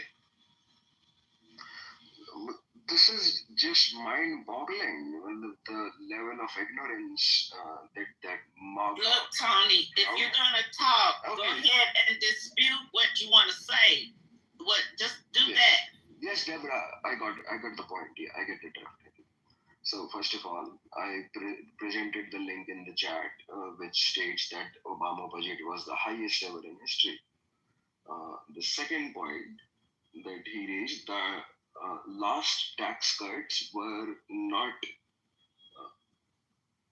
Bush tax cuts. They were Donald Trump tax cuts, which were introduced in 2017. Those tax cuts amounted to $1.3 trillion that was lost to the public exchequer. But those $1.3 trillion were given to the top 0.001% of the population. There were research papers conducted after those 2017 tax cuts were introduced, and in 2018 it was found out that not only the jobs did not increase, but the proverbial trickling down of the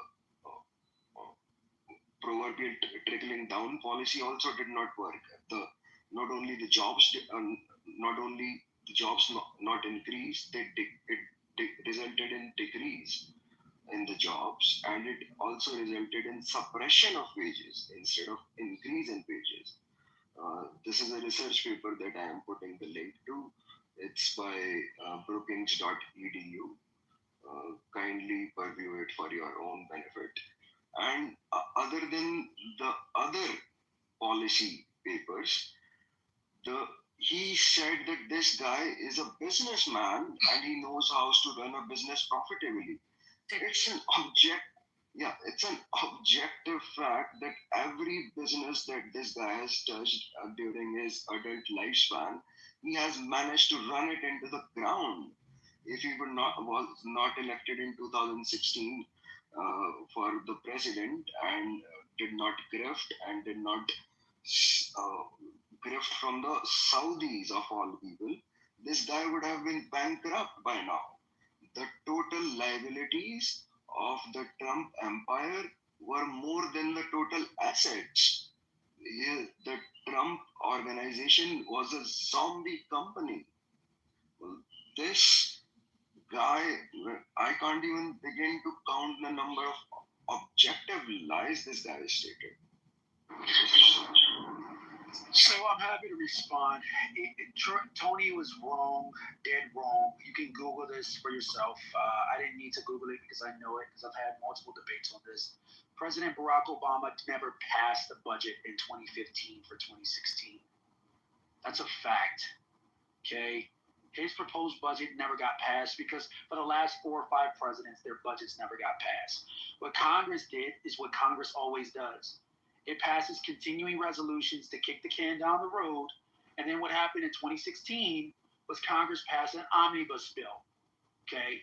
Omnibus bill is just basically an appropriations bill that allows for the Congress to fund the government so that the government doesn't shut down. That's what happened in 2016.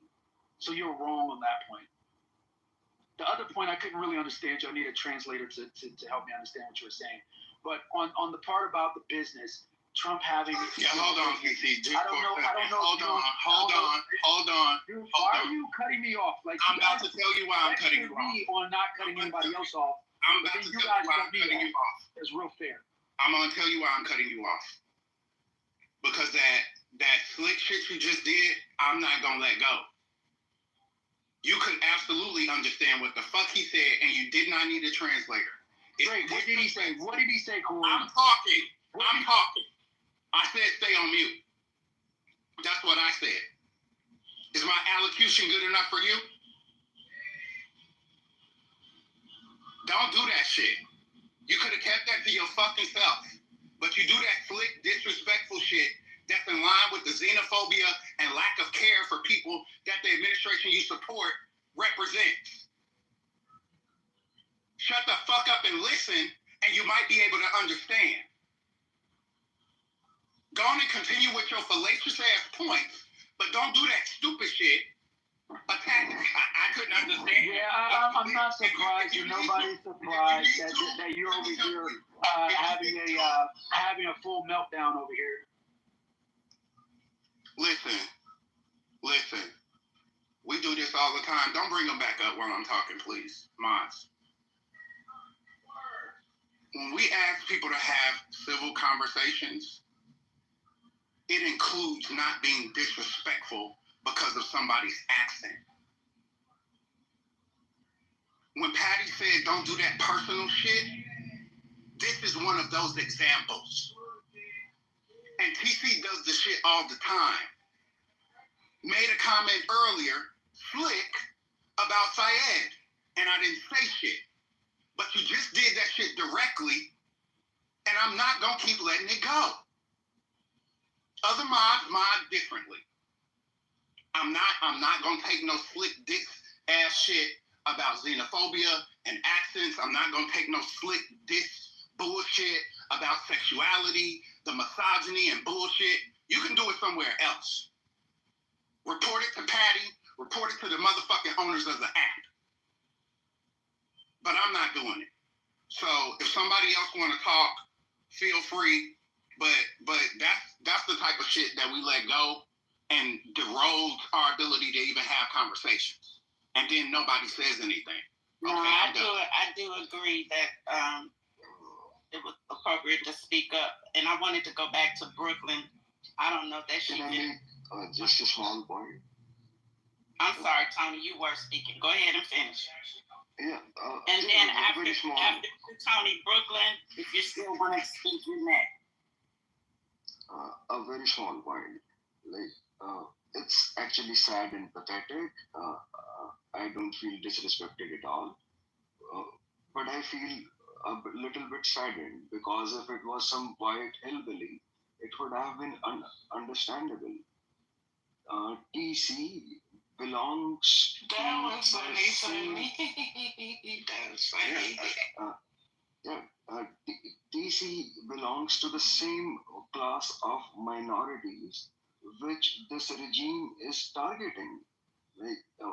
What's sad is that he does not understand that to the white Christian fascists, he is same as me. They don't see you as a human being as well, and you are just behaving like an Uncle Tom. That house slave that the plantation owners used to have. I know good and goddamn well y'all not about to mute him now. I know good and goddamn well after that fucking diatribe, Corey, you gonna let him call me a slave? Are you fucking serious, dude? Also, are you fucking serious? Nobody on the stage is gonna call this shit out? This man is calling a black man a slave, and y'all not gonna say anything? You guys are hypocrites. You're fucking hypocrites. You're fucking hypocrites. You're fucking hypocrites.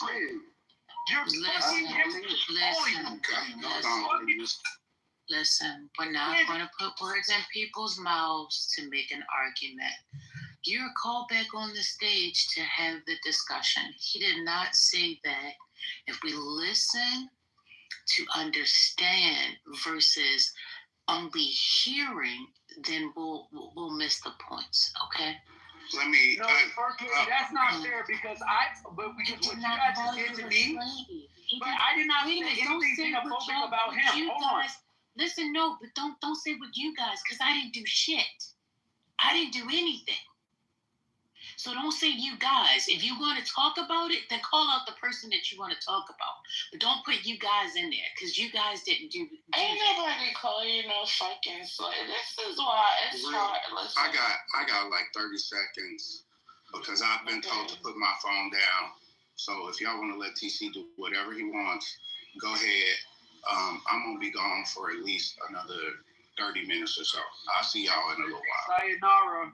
Don't let the door hit you with a good Lord. So let me just say this real quick because I just don't, never mind. I'm not going to take it that route because I want to have a serious conversation with you, TC. Just, in all seriousness, no trolling, no playing around, two adults talking. I want to know, with all of this fanboying that you're doing, and you don't see anything that's going to be wrong within this administration, can you give me a little bit of insight into the things that you all were promised that's on its way? Is there anything that was promised down the pipe? Now, I know that he did do the tweet saying that he wasn't going to be able to lower the price of the food and all of that. So that's out the door. Did he say anything about the cost of living in any way, more jobs? Can you give me some insight, please? Two things. Number one, yes, the president has not even been in office a full 30 days. And he's done more in the form of executive orders. No. See, listen, please. I'm answering your question. You're not. One thing that I have ADD for real. Like, I got it real bad. And so it's hard for me to, keep, when you talk around the question, I forget what I even asked you to begin with. So just do answer the question directly, and then you can do your little spill afterwards. But just get to the point, please, and thank you. What's your question, Brooklyn? I'm asking you, right? Since we've already established that he's done a lot. He's done all of the things that you all wanted him to do, right? But he also told you that we weren't going to get lower prices with food and, the basic needs that you guys voted for. So is it anything else that he promised you that is going to actually happen, or was it like a ruse? Like, what was it? What was going on? What's going on? Yeah, anything that every day, anything, wait, because I know also that you're Donald Duck rich. Duck sounds rich.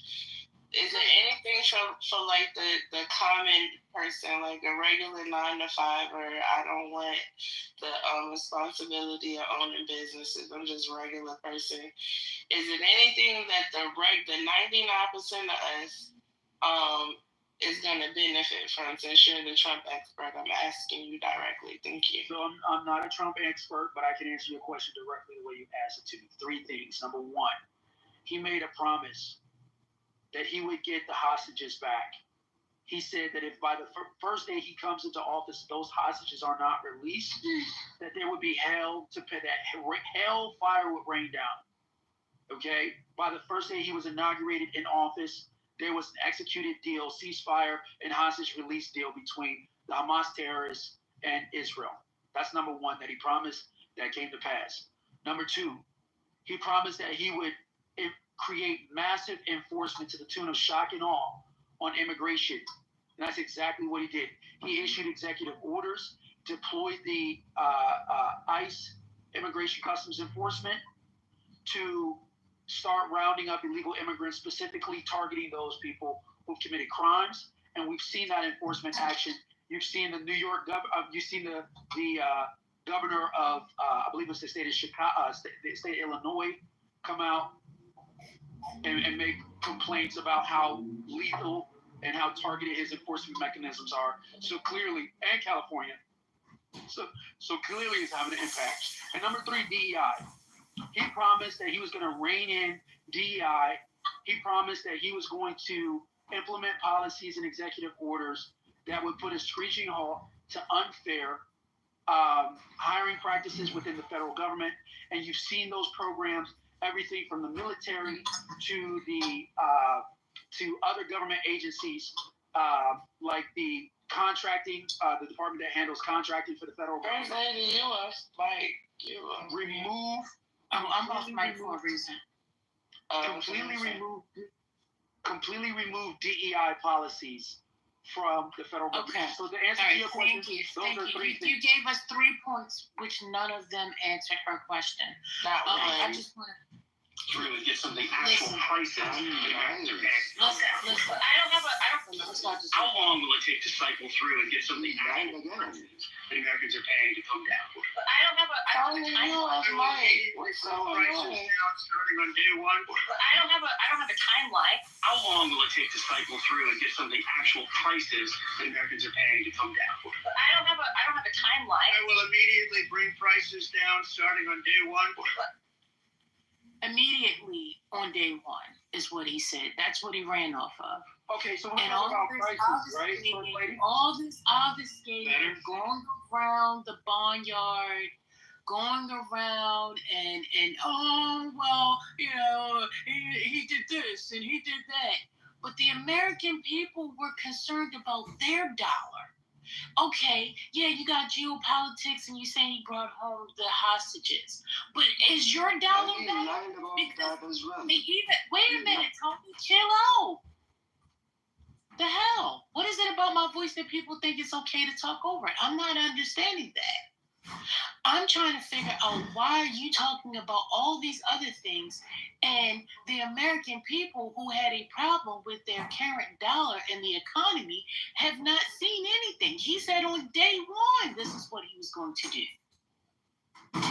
And you want to talk about all these other different points, none of which helps the American people on day one. That's true, and the whole DEI thing with the military. The DEI thing with the military is like a farce. It sounds like propaganda. DEI is embedded in military. I'll give you a quick example, real quick. The Drill Sergeant Academy or Drill Sergeant Corps, right? It's 5,500 drill sergeants. They literally make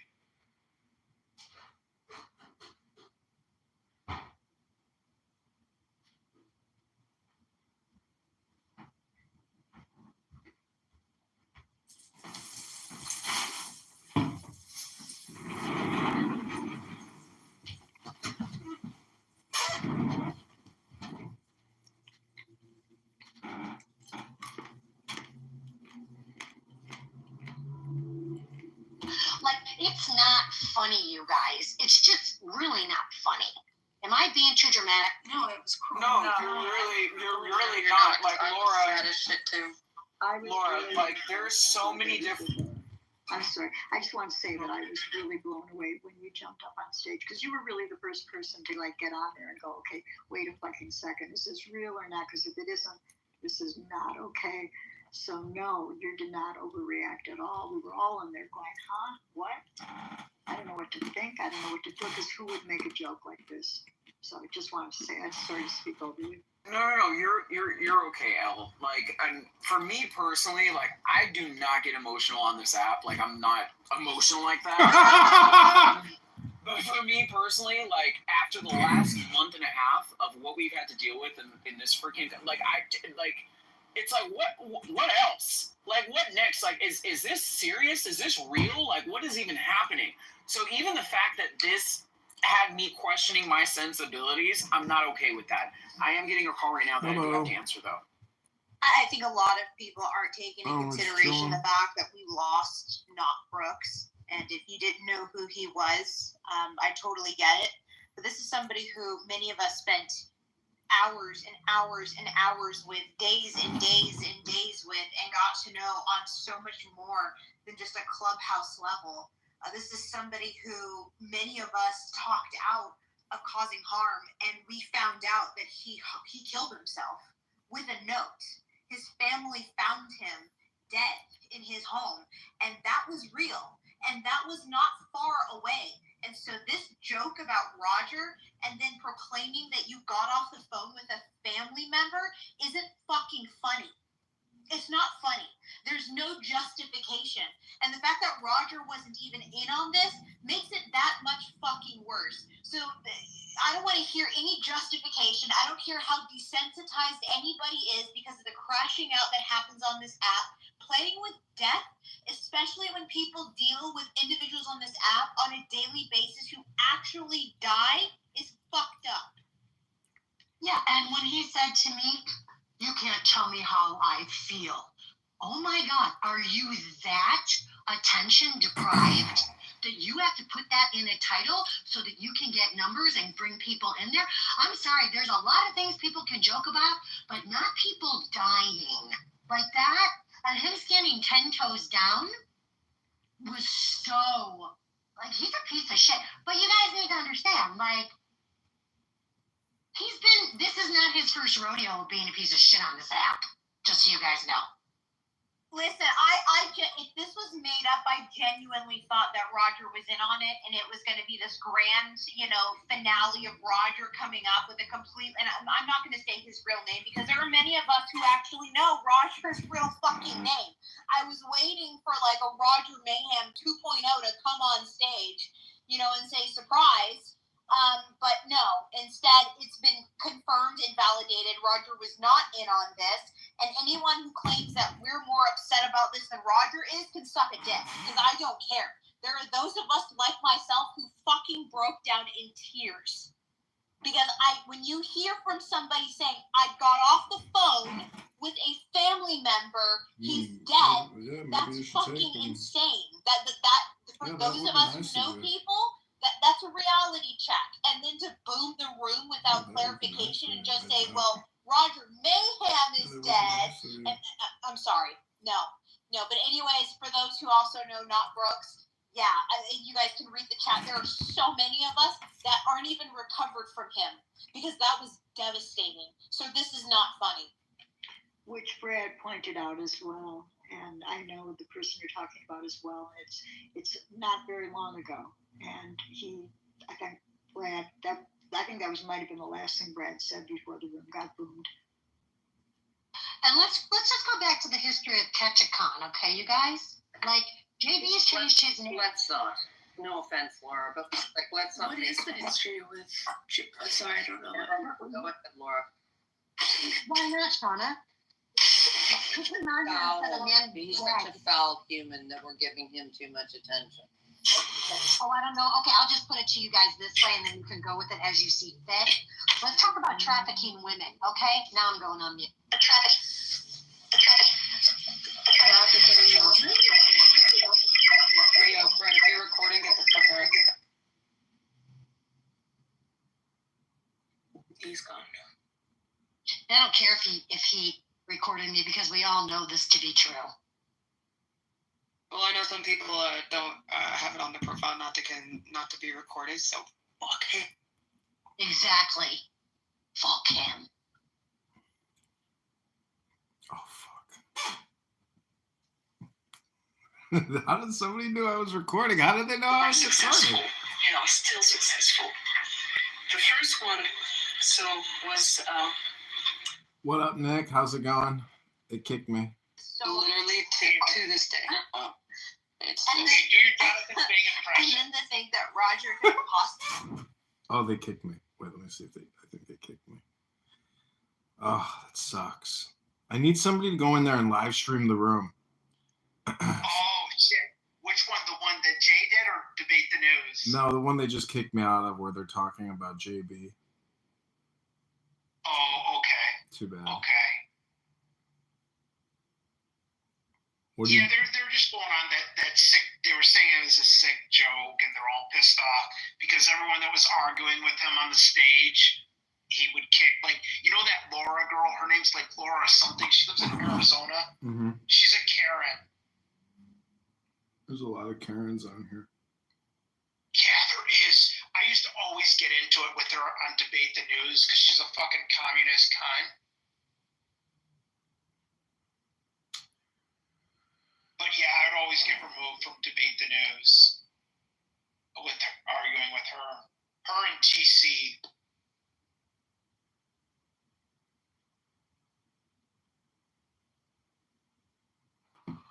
Somebody, Mr. Nice Guy, wanted to say something. Sorry, I'm trying to answer some Bumble messages. Maybe I can get a date tonight. Oh, hey, do your Steve Appella impression. Well, actually, let me just go to YouTube and type in Steve Appel, and you can listen for yourself. How Steve. Let me just listen to it first. Oh, this is called Gavin Herleman versus Steve Appel. Does the biblical God exist? I think a lot of people actually just have autism, and nobody's diagnosed. I mean, I know it's a joke. There's no such thing as autism. That's the funniest thing. The Muslim Maybe God there is. is Never mind, there is. I suspect the Muslims claim that the Christian God is false, and I know some. Hey, Pocket, you Christians little white that trash claim piece of shit. that the Hebrew God is false, and clearly, I believe Gavin will stipulate. One time I had this lengthy debate with Pockets for like an hour and a half, and then finally she admitted, after like a very lengthy debate of grinding her down, she admitted that she's just a political partisan. So this is Roger Mayhem. Jules is actually Brent on a burner account. People will think he's back, and they'll think that I'm live streaming his room. Invite people to the room if you can, Nick. Robert, invite people to the Roger movie. Brent would say no to an obvious. There's this dumb white trash meth head piece of shit named Marshall. Hey, Marshall. The rich folks and not any of the folks that he knew. Brent would say no to a good idea and walk up and smack